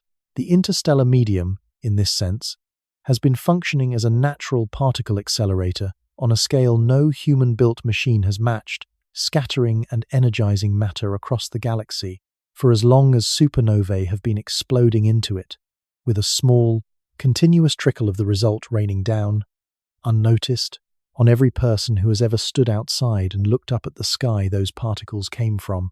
For most of the story told so far, the interstellar medium has been described as though it had one dominant character: thin, cold, mostly hydrogen, occasionally interrupted by denser molecular clouds where stars form, occasionally hollowed out by ancient supernovae, into structures like the local bubble. That description is accurate as far as it goes. It is also, in one important respect, too simple, and the way astronomers came to recognize that simplicity is its own piece of this story, a case where an elegant, mathematically clean theory turned out to be wrong, and the universe, as is often the case, turned out to be considerably messier than the equations had assumed. Through much of the 1960s and into the 1970s, the prevailing theoretical picture treated the interstellar medium as existing in something close to a stable, predictable balance between two main phases: cold, dense clouds sitting in rough pressure equilibrium with a warmer, more diffuse gas surrounding them. The two phases coexisting at roughly matched pressure, the way oil and water can sit side by side without mixing. It was a clean picture, mathematically tractable, and it explained a reasonable amount of what observers were seeing. It also left out something that became harder and harder to ignore as observational tools improved. The medium was full of violence, and violence does not produce stable equilibria. It produces turbulence. The decisive theoretical reckoning came in 1977 in a paper by Christopher McKee and Eli Ostriker that proposed something considerably more dynamic. Rather than two phases sitting calmly side by side, McKee and Ostriker argued that the interstellar medium should be understood as three distinct phases simultaneously present and constantly interacting: cold, dense clouds where stars form, a warm, partially ionized gas filling much of the volume between those clouds, and a third phase, hot and extremely diffuse, heated to roughly 1,000,000 degrees by the cumulative effect of supernova explosions, exactly the kind of hot, thin plasma that fills the local bubble around the Sun today. Crucially, their model treated supernovae not as occasional, isolated disturbances to an otherwise calm medium, but as the dominant force continuously shaping its overall structure, exploding often enough across the galaxy as a whole that their combined shock waves were constantly carving cavities, compressing surrounding gas, and keeping a meaningful fraction of the entire medium in this hot, diffuse state at any given time. The paper drew on observational evidence that had been accumulating throughout the preceding decade, much of it from the same kind of soft X-ray surveys that would later help confirm the existence of the local bubble itself, evidence that simply did not fit comfortably into the older two-phase picture, no matter how the numbers were adjusted. This reframing mattered because it changed the basic mental picture from something closer to a calm body of water with a few cold clouds floating in it, to something closer to a sponge full of holes, channels, and cavities constantly being carved out and refilled by explosions happening somewhere across the galaxy at almost any given moment, with the three phases interpenetrating each other on scales, ranging from individual star-forming cores up to structures as large as the local bubble itself. The thin, hot interior the Sun currently occupies, by this account, is not a rare anomaly requiring its own special explanation. It is one ordinary outcome of a medium that supernovae are continuously reshaping everywhere, all the time, with the solar system simply happening to be drifting through one such cavity at this particular moment in its multi-billion-year orbit around the galaxy. The McKee-Ostraker picture was not the final word either, and saying so plainly matters more here than almost anywhere else in this story, because it demonstrates something about how this field actually works. Later observations, particularly through the 1990s and 2000s, found that the real medium is messier still than even the three-phase model suggested, riddled with structure at every scale, threaded with magnetic fields that the original model treated only loosely, shaped by turbulence cascading down from the largest galactic scales to the smallest cloud cores in ways still being actively modeled today. The three-phase framework remains a genuinely useful starting picture, taught in astronomy courses and referenced in research papers to this day. It is also understood, by the researchers who use it, to be a simplification of something considerably more tangled than any single clean model has yet fully captured. This is, in its own way, the most honest thing this story can say about the interstellar medium as a whole. Each piece of it arrived at by a specific person, looking through a specific instrument, asking a specific question. Hartmann's stationary calcium line, Heger's sodium, Plaskett's velocities, Struve's distance correlation, Van der Hulst's theoretical hydrogen line, Ewan and Purcell's antenna, Hiltner and Hall's polarized starlight, Hess's balloon, McKee and Ostraker's reframing of the whole structure as three turbulent phases rather than a calm two was correct as far as it went, and incomplete in ways that the next person looking closely enough would eventually reveal. The medium has been more complicated every single time than the previous best model assumed. There is no particular reason to think that pattern has finished. What makes the three-phase picture useful, even in its incomplete form, is what it explains about the boundaries between regions this story has already described. The transition from the diffuse atomic gas that Hartmann and Struve characterized to the denser molecular clouds where stars form in places like Orion, to the hot, thin plasma-filling cavities like the local bubble, is not a transition between fundamentally separate substances. It is the same underlying material, mostly hydrogen, with the same trace elements scattered through it, sitting at wildly different temperatures and densities depending on how recently a nearby supernova has disturbed it, how close it sits to actively forming stars, or how long it has had to cool and settle since the last disturbance passed through. A single, large region of the galaxy can contain all three phases simultaneously. Sometimes within a few hundred light-years of each other, the boundary between a cold, star-forming core and the hot diffuse plasma surrounding it, sometimes no more sharply defined than the boundary between a cloud and the clear air around its edges. Modeling exactly how these phases interact, exchange material, and transition from one state to another remains, even now, one of the more difficult open problems in galactic astrophysics.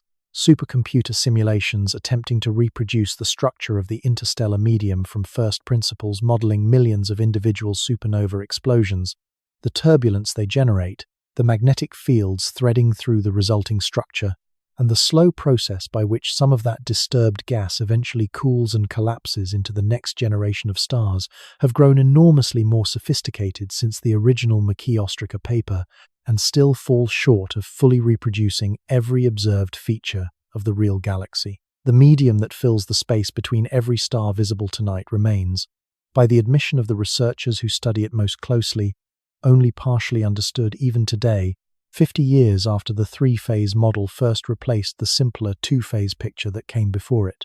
The Sun, it turns out, does not sit in an ordinary patch of that spiral structure. It sits inside a cavity.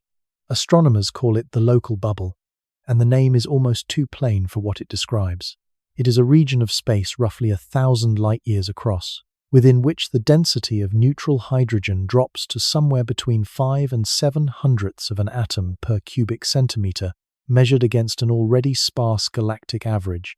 This is something like a tenth of the surrounding interstellar density, a hollow within a medium that was already mostly empty to begin with.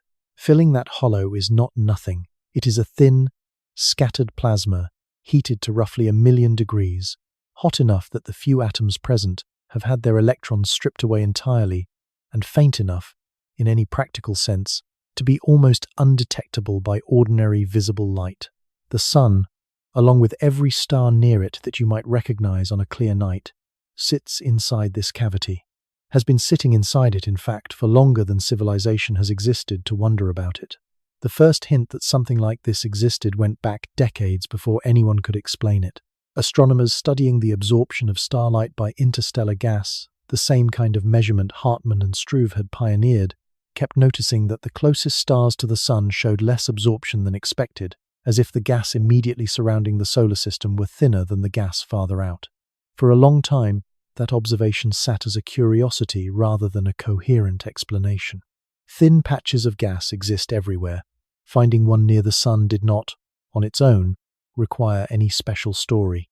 A separate line of evidence arrived from an unexpected direction in the 1970s and 80s, when satellites carrying instruments sensitive to soft X-rays found a diffuse glow of low-energy X-ray radiation coming from seemingly every direction in the sky at once. Ordinary interstellar gas absorbs X-rays of this kind almost completely within a short distance, which meant that whatever was producing this particular glow had to be close enough that its radiation had not yet been swallowed by the surrounding medium on its way to the detector. The simplest explanation, once researchers worked through the implications, was that the Sun itself was sitting inside the source, a vast region of hot, X-ray emitting plasma, with the solar system positioned somewhere near its center, rather than observing it from outside. The special story came from working out where a cavity of that size and that temperature could possibly have come from. And the answer, once astronomers worked through the physics carefully, pointed toward violence rather than emptiness by default. A region of space does not become 1,000 light-year-wide hollow of million-degree gas by sitting quietly and simply never accumulating material. Something has to have pushed the surrounding gas outward, forcefully, and kept it pushed outward long enough for the cavity to take its current shape.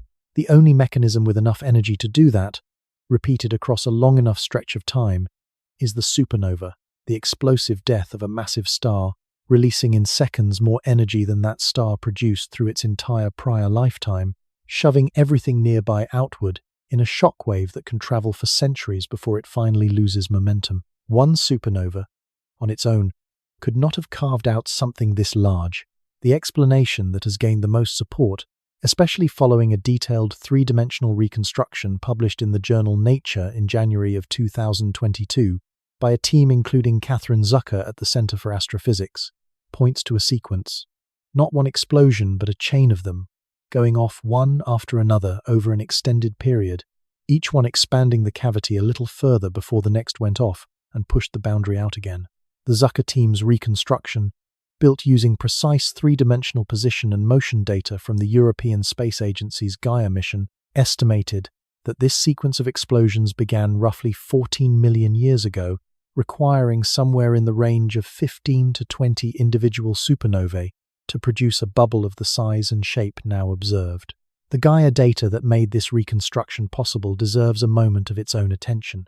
Gaia is a space telescope whose entire purpose is measuring the position, motion, and distance of more than 1 billion stars with a level of precision that earlier instruments could not approach precise enough, in many cases, to detect a star's apparent shift in position caused by nothing more than Earth's own motion around the Sunday.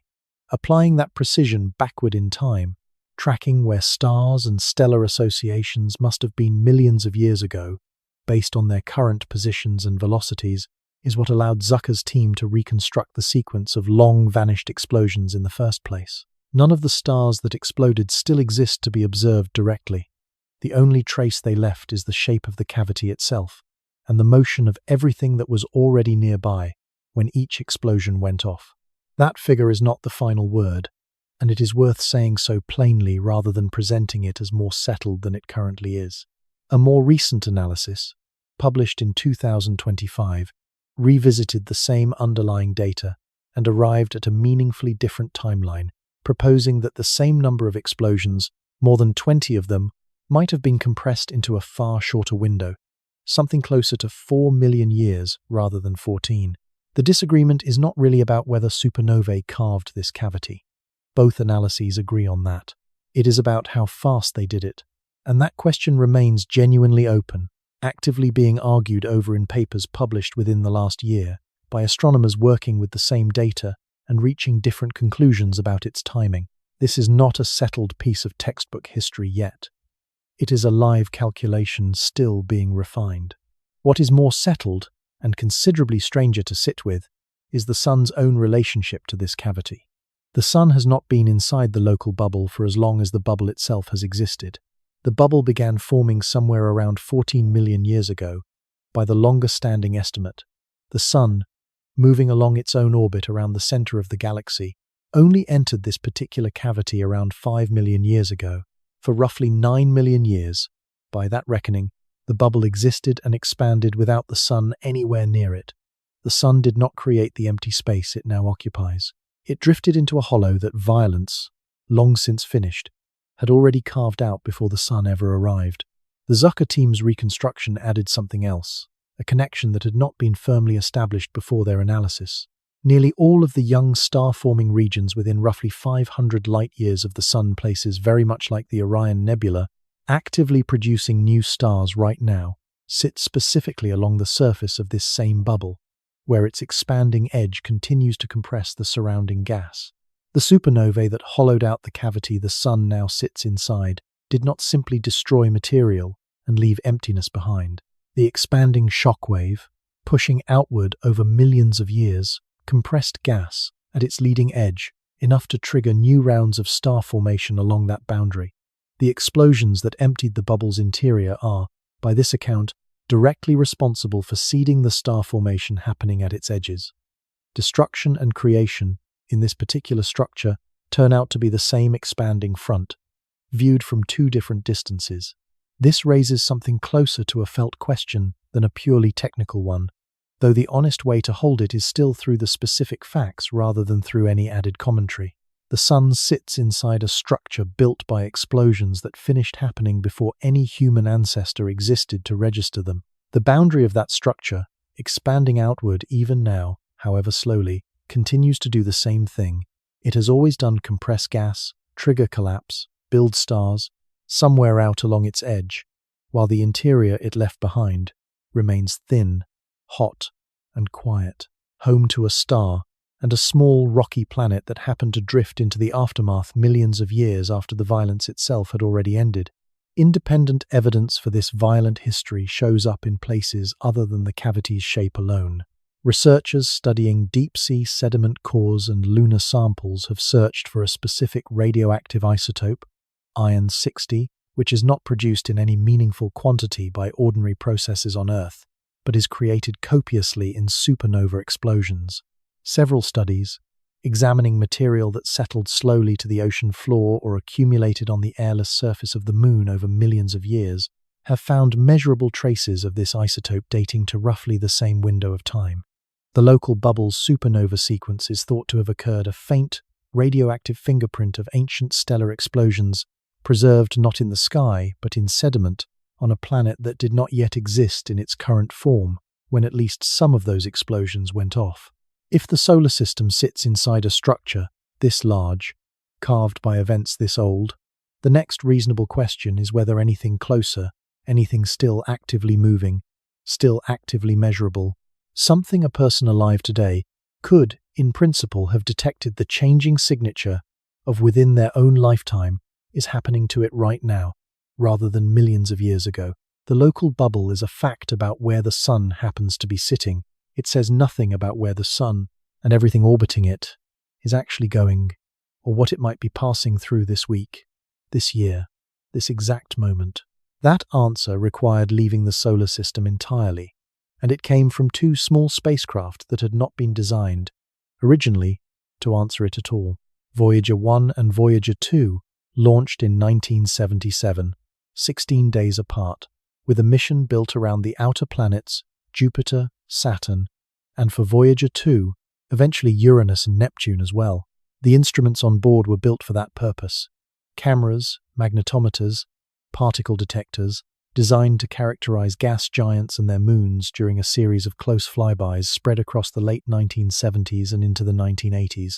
Nobody building those instruments in the early 1970s was specifically planning for what those same instruments would eventually be asked to measure, decades later, once the planetary flybys were finished, and both spacecraft kept going anyway, propelled by nothing but the momentum gathered during those earlier encounters. The planetary tour itself, accomplished across the back half of the 1970s and through the 1980s, returned images and data that reshaped how Jupiter, Saturn, Uranus, and Neptune were understood: volcanic activity on Jupiter's moon Io, the intricate fine structure of Saturn's rings, the tilted, sideways magnetic field of Uranus, the storms of Neptune. That work alone would have justified the mission. Both spacecraft completed it, and kept moving outward afterward, carrying instruments still functioning, still transmitting, with no remaining planet left to visit and no remaining reason, by the original mission plan, to keep paying attention to them at all. What carried Voyager 1 past the outer planets and onward, year after year, was the boundary of the sun's own influence, the heliosphere, the vast bubble of charged particles streaming outward from the sun as the solar wind, pushing back against the surrounding interstellar medium and creating, at its outer edge, a kind of pressure boundary where the sun's influence finally gives out and the wider galaxy's medium takes over. For decades, Voyager 1 traveled through the outer reaches of that boundary, the data growing stranger and more transitional as the spacecraft went, charged particles streaming from the sun growing less common, particles arriving from outside growing more common, the magnetic field measurements shifting in ways that suggested the spacecraft was approaching something, without yet having crossed it. You are, right now, sitting well inside that same bubble. The solar wind that defines its boundary is passing through the room around you at this moment, deflected mostly by Earth's own magnetic field before it ever reaches the ground, but present all the same a stream of charged particles that began at the surface of the Sun roughly 8 minutes ago and has been thinning outward ever since, eventually weak enough, billions of kilometers from here, to lose its argument with whatever lies beyond it. Voyager 1 spent 35 years traveling through that thinning argument before it finally ended. On the 25th of August, 2012, it crossed it. The instruments recorded a sudden, sharp increase in the density of plasma surrounding the spacecraft, not a gradual drift, but a jump, roughly 40 times the density measured just before, occurring over a remarkably short span. That sudden jump was the signature of the heliopause itself, the precise boundary where the outward pressure of the solar wind finally falls below the inward pressure of the surrounding interstellar medium, and the spacecraft passes from one regime into the other. Voyager 1, after 35 years of travel, had left the heliosphere entirely. It was, for the first time in the history of any object built on Earth, sitting in the interstellar medium itself, not observing it from within the protective bubble of the Sun's influence, but immersed directly in it, with no boundary left between the spacecraft and the wider galaxy. The confirmation took time to arrive at, even after the crossing itself had happened. The plasma density jump was unmistakable in the data, but a separate instrument needed to register a change in the surrounding magnetic field's direction to confirm that the spacecraft had genuinely left one regime and entered another, rather than simply passing through some temporary disturbance still within the heliosphere's outer reaches. That additional confirmation arrived months later, and only then did the mission team feel confident enough to announce, formally, that the crossing had actually happened on that date in August. Voyager 2 followed 6 years later, crossing its own heliopause on the 5th of November, 2018, at a slightly different distance and in a slightly different direction, confirming that the boundary Voyager 1 had found was not some strange artifact of one particular line of sight, but a genuine, three-dimensional structure surrounding the entire solar system. Both spacecraft, launched in 1977 to study planets that no longer needed studying, continued transmitting data from beyond that boundary for years afterward, sending back, slowly and faintly across billions of kilometers, direct measurements of the medium itself, the same medium Hartmann had detected indirectly through a single stationary line in 1904, the same medium that had collapsed to form the very solar system these two spacecraft were now leaving behind. This is not a measurement made from a comfortable distance, the way every previous discovery in this story had been. Hartmann measured starlight that had travelled across light years before reaching his spectrograph. Ewan and Purcell detected radio waves broadcast from hydrogen scattered across the galaxy, arriving at an antenna in Massachusetts after a journey of unimaginable length. The Voyager crossing was different in kind, not simply in degree. It was a spacecraft, built by hand at the Jet Propulsion Laboratory, physically passing through the exact boundary where the Sun's influence ends and the interstellar medium begins, and reporting back what it found on the other side, not as inference or calculation, but as direct contact. What it found there was thin, cold by the standards of the heliosphere it had just left, and unmistakably different in character from anything closer to the Sunday. The interstellar medium, measured directly rather than inferred from absorption lines or radio emission, behaved exactly as the century of indirect evidence had predicted it would. The theory built from Hartmann's stubborn calcium line, refined through Struve's distance correlations, mapped through Ewan and Purcell's hydrogen signal, had just been tested by direct physical contact 3.5 decades after launch, and it held. Both spacecraft are, at this moment, still moving outward, still transmitting, their signals growing fainter and taking longer to arrive with every year that passes. Voyager 1 is now more than 23 billion kilometers from the Sun, far enough that its radio signal, traveling at the speed of light, takes more than 20 hours to reach Earth. Each spacecraft carries a plutonium power source that continues to weaken, year by year, and at some point within the coming decade, instrument by instrument, the power will run out and the transmissions will stop. They will not stop moving. They will simply stop talking.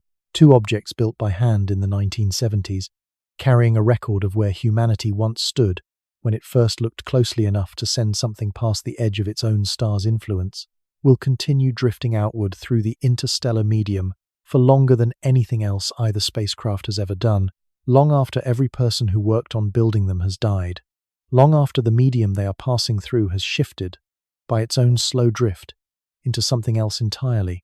Each spacecraft also carries a golden phonograph record, bolted to its outer frame, holding recorded greetings in dozens of languages, a selection of music, and a set of encoded images intended to convey something about Earth and the people who built the machine carrying them, in case anything in the wider galaxy ever happens to intercept either spacecraft and find a way to play it. The record was never expected to be found anytime soon. The nearest star system, either Voyager, will pass anywhere close to lies tens of thousands of years in the future, drifting at the spacecraft's present speed through the same kind of diffuse interstellar gas. Hartmann first detected indirectly, in 1904, in the light of a single star, 800 light-years from the instrument he was using. Long before either Voyager reaches anywhere near another star, the medium itself will have done what it has always done: moved, shifted, drifted into different configurations, while the two small machines built to study planets that no longer needed studying carry their golden records through whatever that drifting medium happens to become. Voyager crossed a boundary once, in 2012, and then again, in 2018, and after that, it kept going outward, into the medium, leaving the boundary behind. What it found on the far side of that boundary was real and direct, and confirmed everything the previous century of indirect measurement had suggested. But a single crossing, however significant, is a snapshot. It tells you what the medium was like, at one boundary, on one day, encountered by one spacecraft moving outward at a fixed speed in a fixed direction. It does not tell you what is happening continuously, season after season, to everything still inside that boundary, to the planets, to the solar wind, to the Earth, to a person lying in a dark room on that small planet, none of whom have any spacecraft's velocity to carry them outward and no plan to leave. And yet something is happening continuously. The sun is not sitting still at the center of an otherwise static patch of space. It is moving, along with everything that orbits it, through a specific, named pocket of interstellar gas called the local interstellar cloud, a small, low-density cloud embedded within the larger local bubble, distinct enough from its surroundings that astronomers have given it its own name and tracked its boundaries.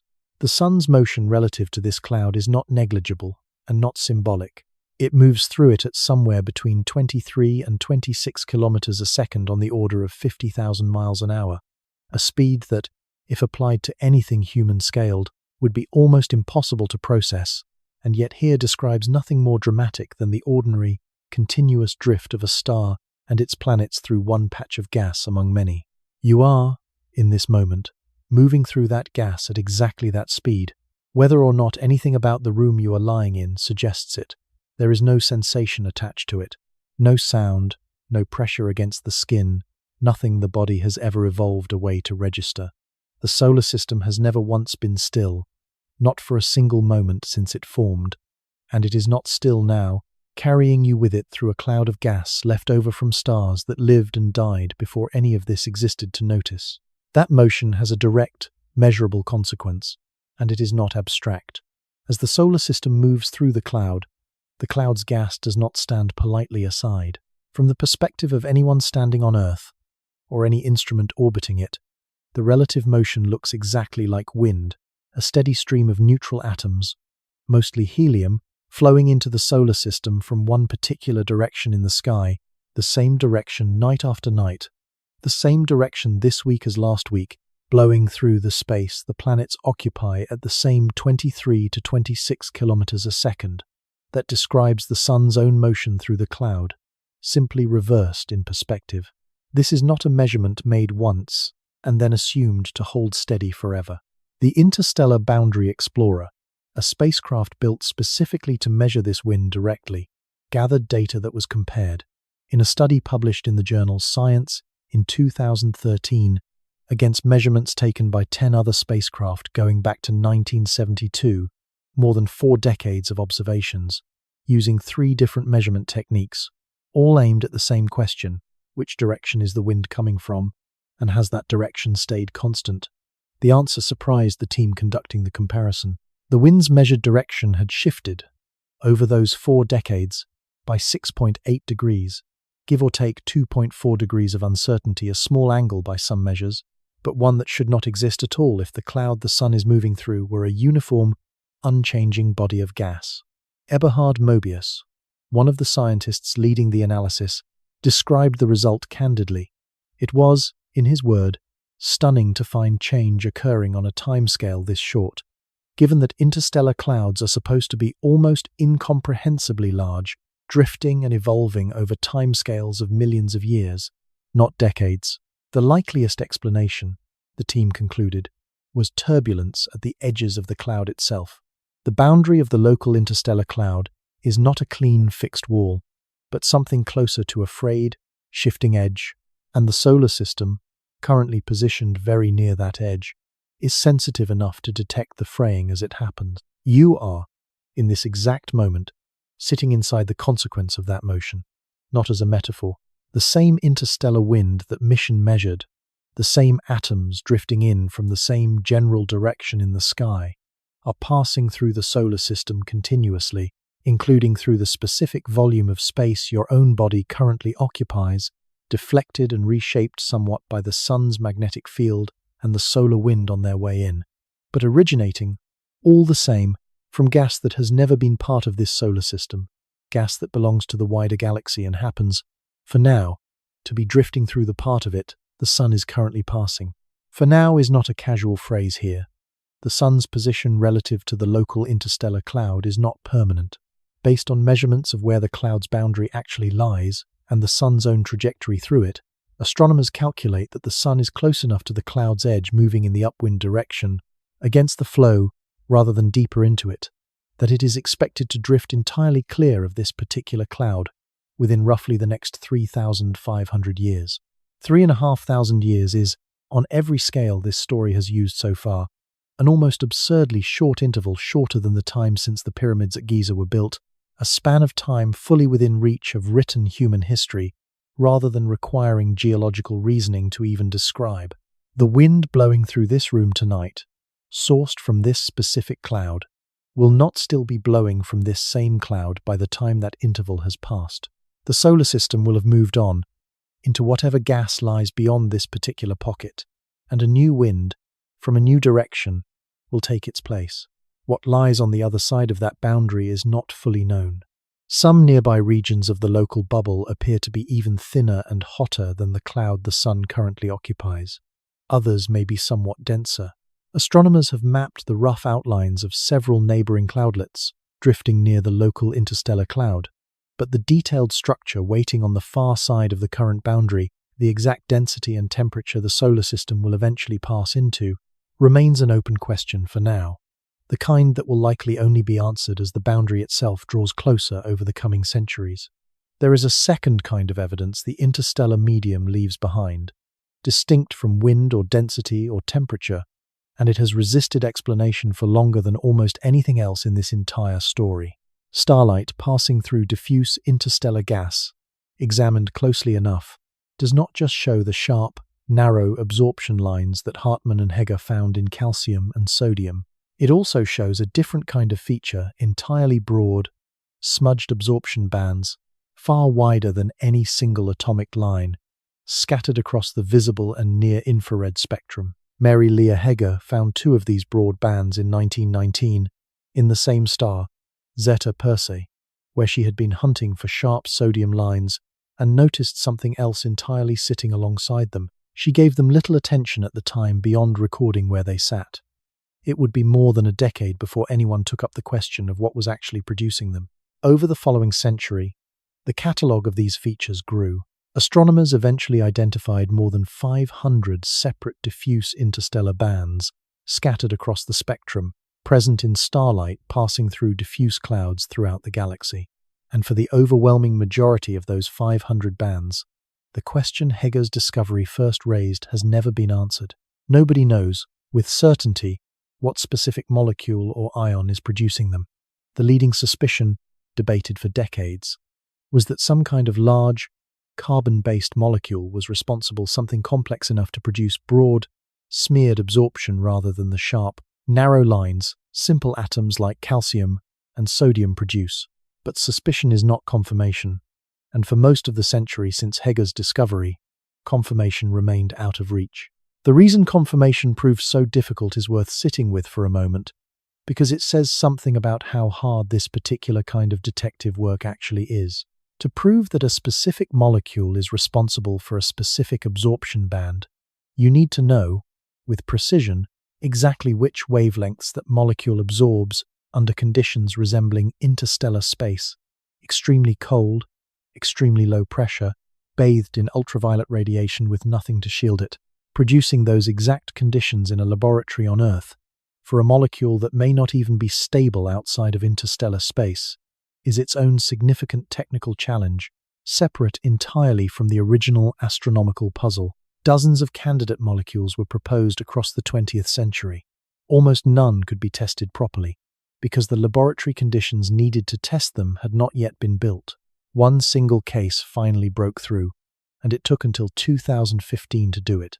In the 1980s, a chemist named Harry Kroto, working on an entirely different problem involving the chemistry of carbon-rich stars, helped discover a previously unknown form of pure carbon-60 carbon atoms bonded together into a closed, roughly spherical cage, a structure given the name Buckminster fullerene, after the architect whose geodesic domes the molecule's shape resembled.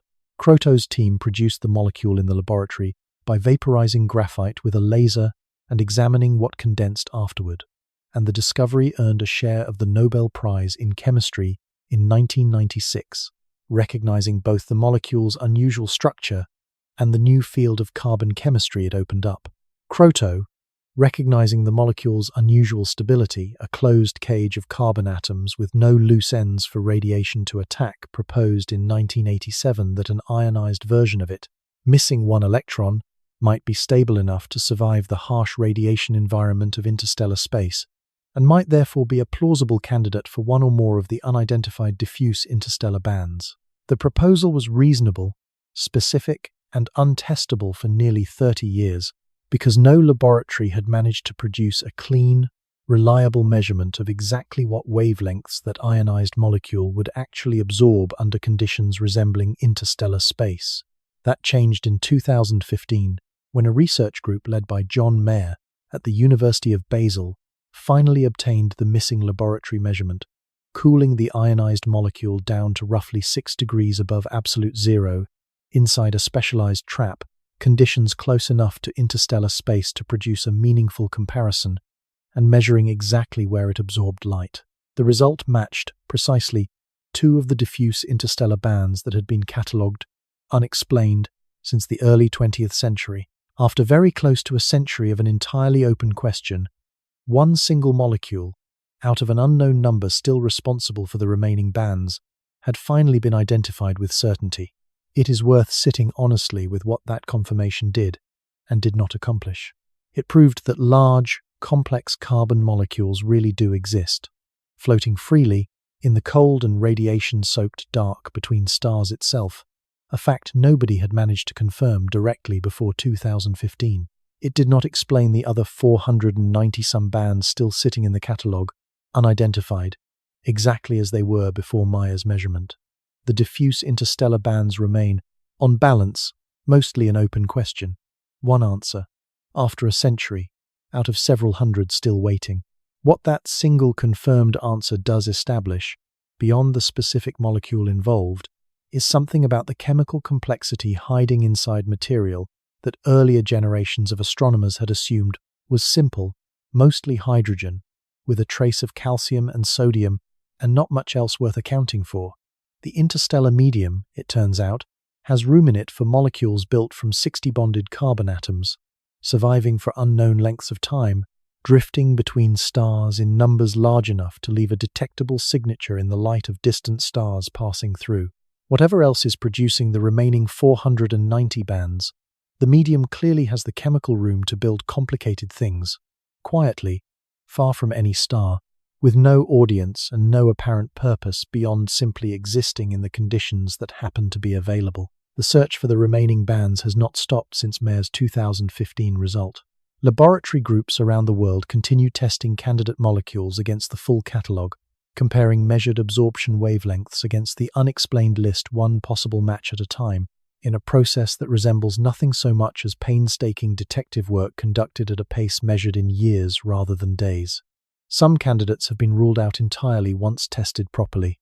A handful of additional matches, weaker and less certain than the original Buckminster-Fullerene confirmation, have been proposed in the years since, though none with quite the same level of confidence. The honest summary, more than a century after Heger first noticed two unexplained smudges in the spectrum of a single star, is that astronomers now have a strong working hypothesis: large carbon-based molecules, broadly similar in character to Buckminster-Fullerene for the family of substances most likely responsible for the bulk of the remaining bands, without yet having the laboratory measurements needed to confirm most individual cases the way Mayer's team confirmed this one. This is where the story arrives. Finally, back at the question this video opened with, and at the proof that has been waiting the entire time for the right moment to be named in full. If the interstellar medium collapses to form stars and planets, if the solar system itself condensed 4.5 billion years ago out of exactly this kind of cold, drifting, hydrogen-dominated cloud, the obvious question, raised back when that collapse was first described, was whether anything from the original cloud survives the process intact, rather than being destroyed or fully absorbed into the forming star and planets. For a long time, there was no way to answer that question directly. The collapse that built the solar system happened too long ago, and too thoroughly, for anyone to expect to find some untouched fragment of the original cloud sitting around, waiting to be picked up. And yet such fragments exist, and they have been found, sitting inside meteorites that fell to Earth within living memory.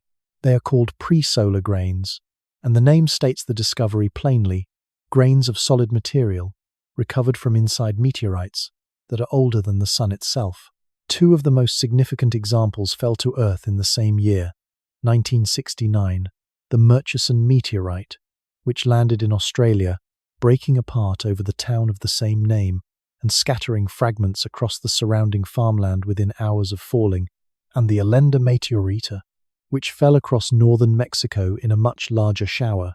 Fragments of it eventually recovered across an area of several hundred square kilometers. Both contained, scattered among more ordinary material, microscopic grains, silicon carbide, graphite, tiny diamonds, each measuring a fraction of the width of a human hair that survived the formation of the solar system without ever being melted down, mixed, and reprocessed the way nearly everything else around them was.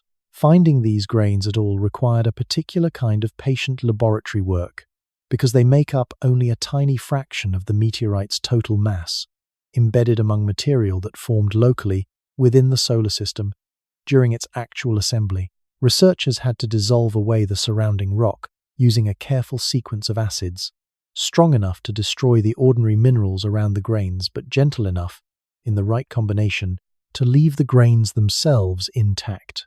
A process that took years to refine into something reliable, refined first in the 1960s and 70s, and only fully validated once a sizable batch of grains had been recovered and tested for their isotopic signatures. Scientists can tell these grains are older than the Sun because of what they are made of, at the level of individual isotopes, variants of the same element carrying slightly different numbers of neutrons in their nucleus, material that formed within the solar system, regardless of where in the solar system it ended up, shares a narrow, predictable range of isotopic ratios, because it was all mixed together from the same well-stirred cloud before anything solid condensed. Pre-solar grains do not share that range. Their isotopic ratios are wildly different from anything the solar system itself could have produced, and the only honest explanation for ratios that extreme is that the grains were forged inside other stars, entirely stars that lived, fused their own elements through their own specific nuclear processes, and died, scattering this material into the interstellar medium before the cloud that would become the Sun had even begun to assemble. The ages recovered from analyzing these grains are not vague approximations. Researchers studying grains recovered from Murchison have dated individual specimens to as much as 3 billion years older than the Sunday. A separate analysis of material from the same meteorite identified grains estimated at roughly 7 billion years old, older by a comfortable margin than the Earth, the Sun, or the cloud that produced either of them. These are not figures describing some distant, abstract process happening elsewhere in the galaxy. They describe physical material, sitting today in specific drawers in specific research collections. A piece of Murchison resides, among other places, in the Field Museum in Chicago. Material a person could, with the right permission, hold in a gloved hand. Each individual grain, under careful laboratory analysis, can sometimes be traced back to the general type of star that most likely produced it, a red giant nearing the end of its life, expelling material in a slow stellar wind over thousands of years, or in rarer cases a supernova, scattering its contents in a single violent event. The grains do not carry a label saying which star made them, or when, or where, in the galaxy that star once stood. What they carry is a chemical signature precise enough to rule out almost everything except a small number of possible origins, narrowing an otherwise impossible question down to something a careful researcher can actually answer with real confidence. The number of pre-solar grains identified and catalogued has grown substantially since the first confirmed examples in the 1980s, as laboratory techniques for isolating and analyzing them have improved. Researchers have now identified pre-solar grains not only in the Murchison and Alendi meteorites but in dozens of others recovered from sites across the world, along with particles collected directly from comets by spacecraft, sent specifically to gather material without ever landing samples, returned to Earth for analysis in clean laboratories built to avoid contaminating material that traveled, in some cases, for billions of years before any human apparatus ever touched it. Each new grain adds one more data point to a slowly growing inventory of pre-solar stellar material, a kind of scattered archive of stars that no longer exist, written not in any language but in isotope ratios, waiting in rock for someone with the right equipment to read it. This is the answer to the question this video opened inside. The cloud that drifts between stars, the cloud Hartmann detected as a single stubborn line in 1904, the cloud Struve proved was pervasive across the galactic plane, the cloud that collapsed to build the Sun and the Earth, and everything standing or lying on the Earth right now, does not vanish entirely when it collapses. Most of it is reprocessed, melted, folded into the forming star and its planets beyond any hope of tracing its original form, but not quite all of it. A small fraction survives, preserved by chance inside the asteroids that eventually became meteorites, carried untouched across 4.5 billion years, and delivered, finally, to the surface of a planet whose every other atom went through exactly the transformation these few grains managed to avoid. You began tonight inside a description of almost nothing. One atom of hydrogen in the space where a cubic centimeter of laboratory vacuum on Earth would still hold more than that. That description was accurate, and it was also, in the way these things usually are, badly incomplete. The thin drift of gas and dust between stars is not nothing.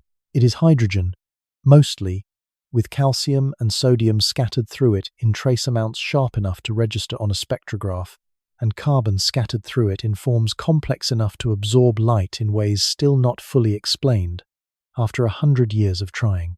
It is cold enough, in its densest pockets, to collapse under its own weight, fragmenting into the cores that become stars, and around those stars, into the disks that become planets. It moves, continuously, carrying a measurable wind through the solar system that is, this week, blowing from a direction it was not blowing from 40 years ago, and will not be blowing from, at all, within the next 3,500 years.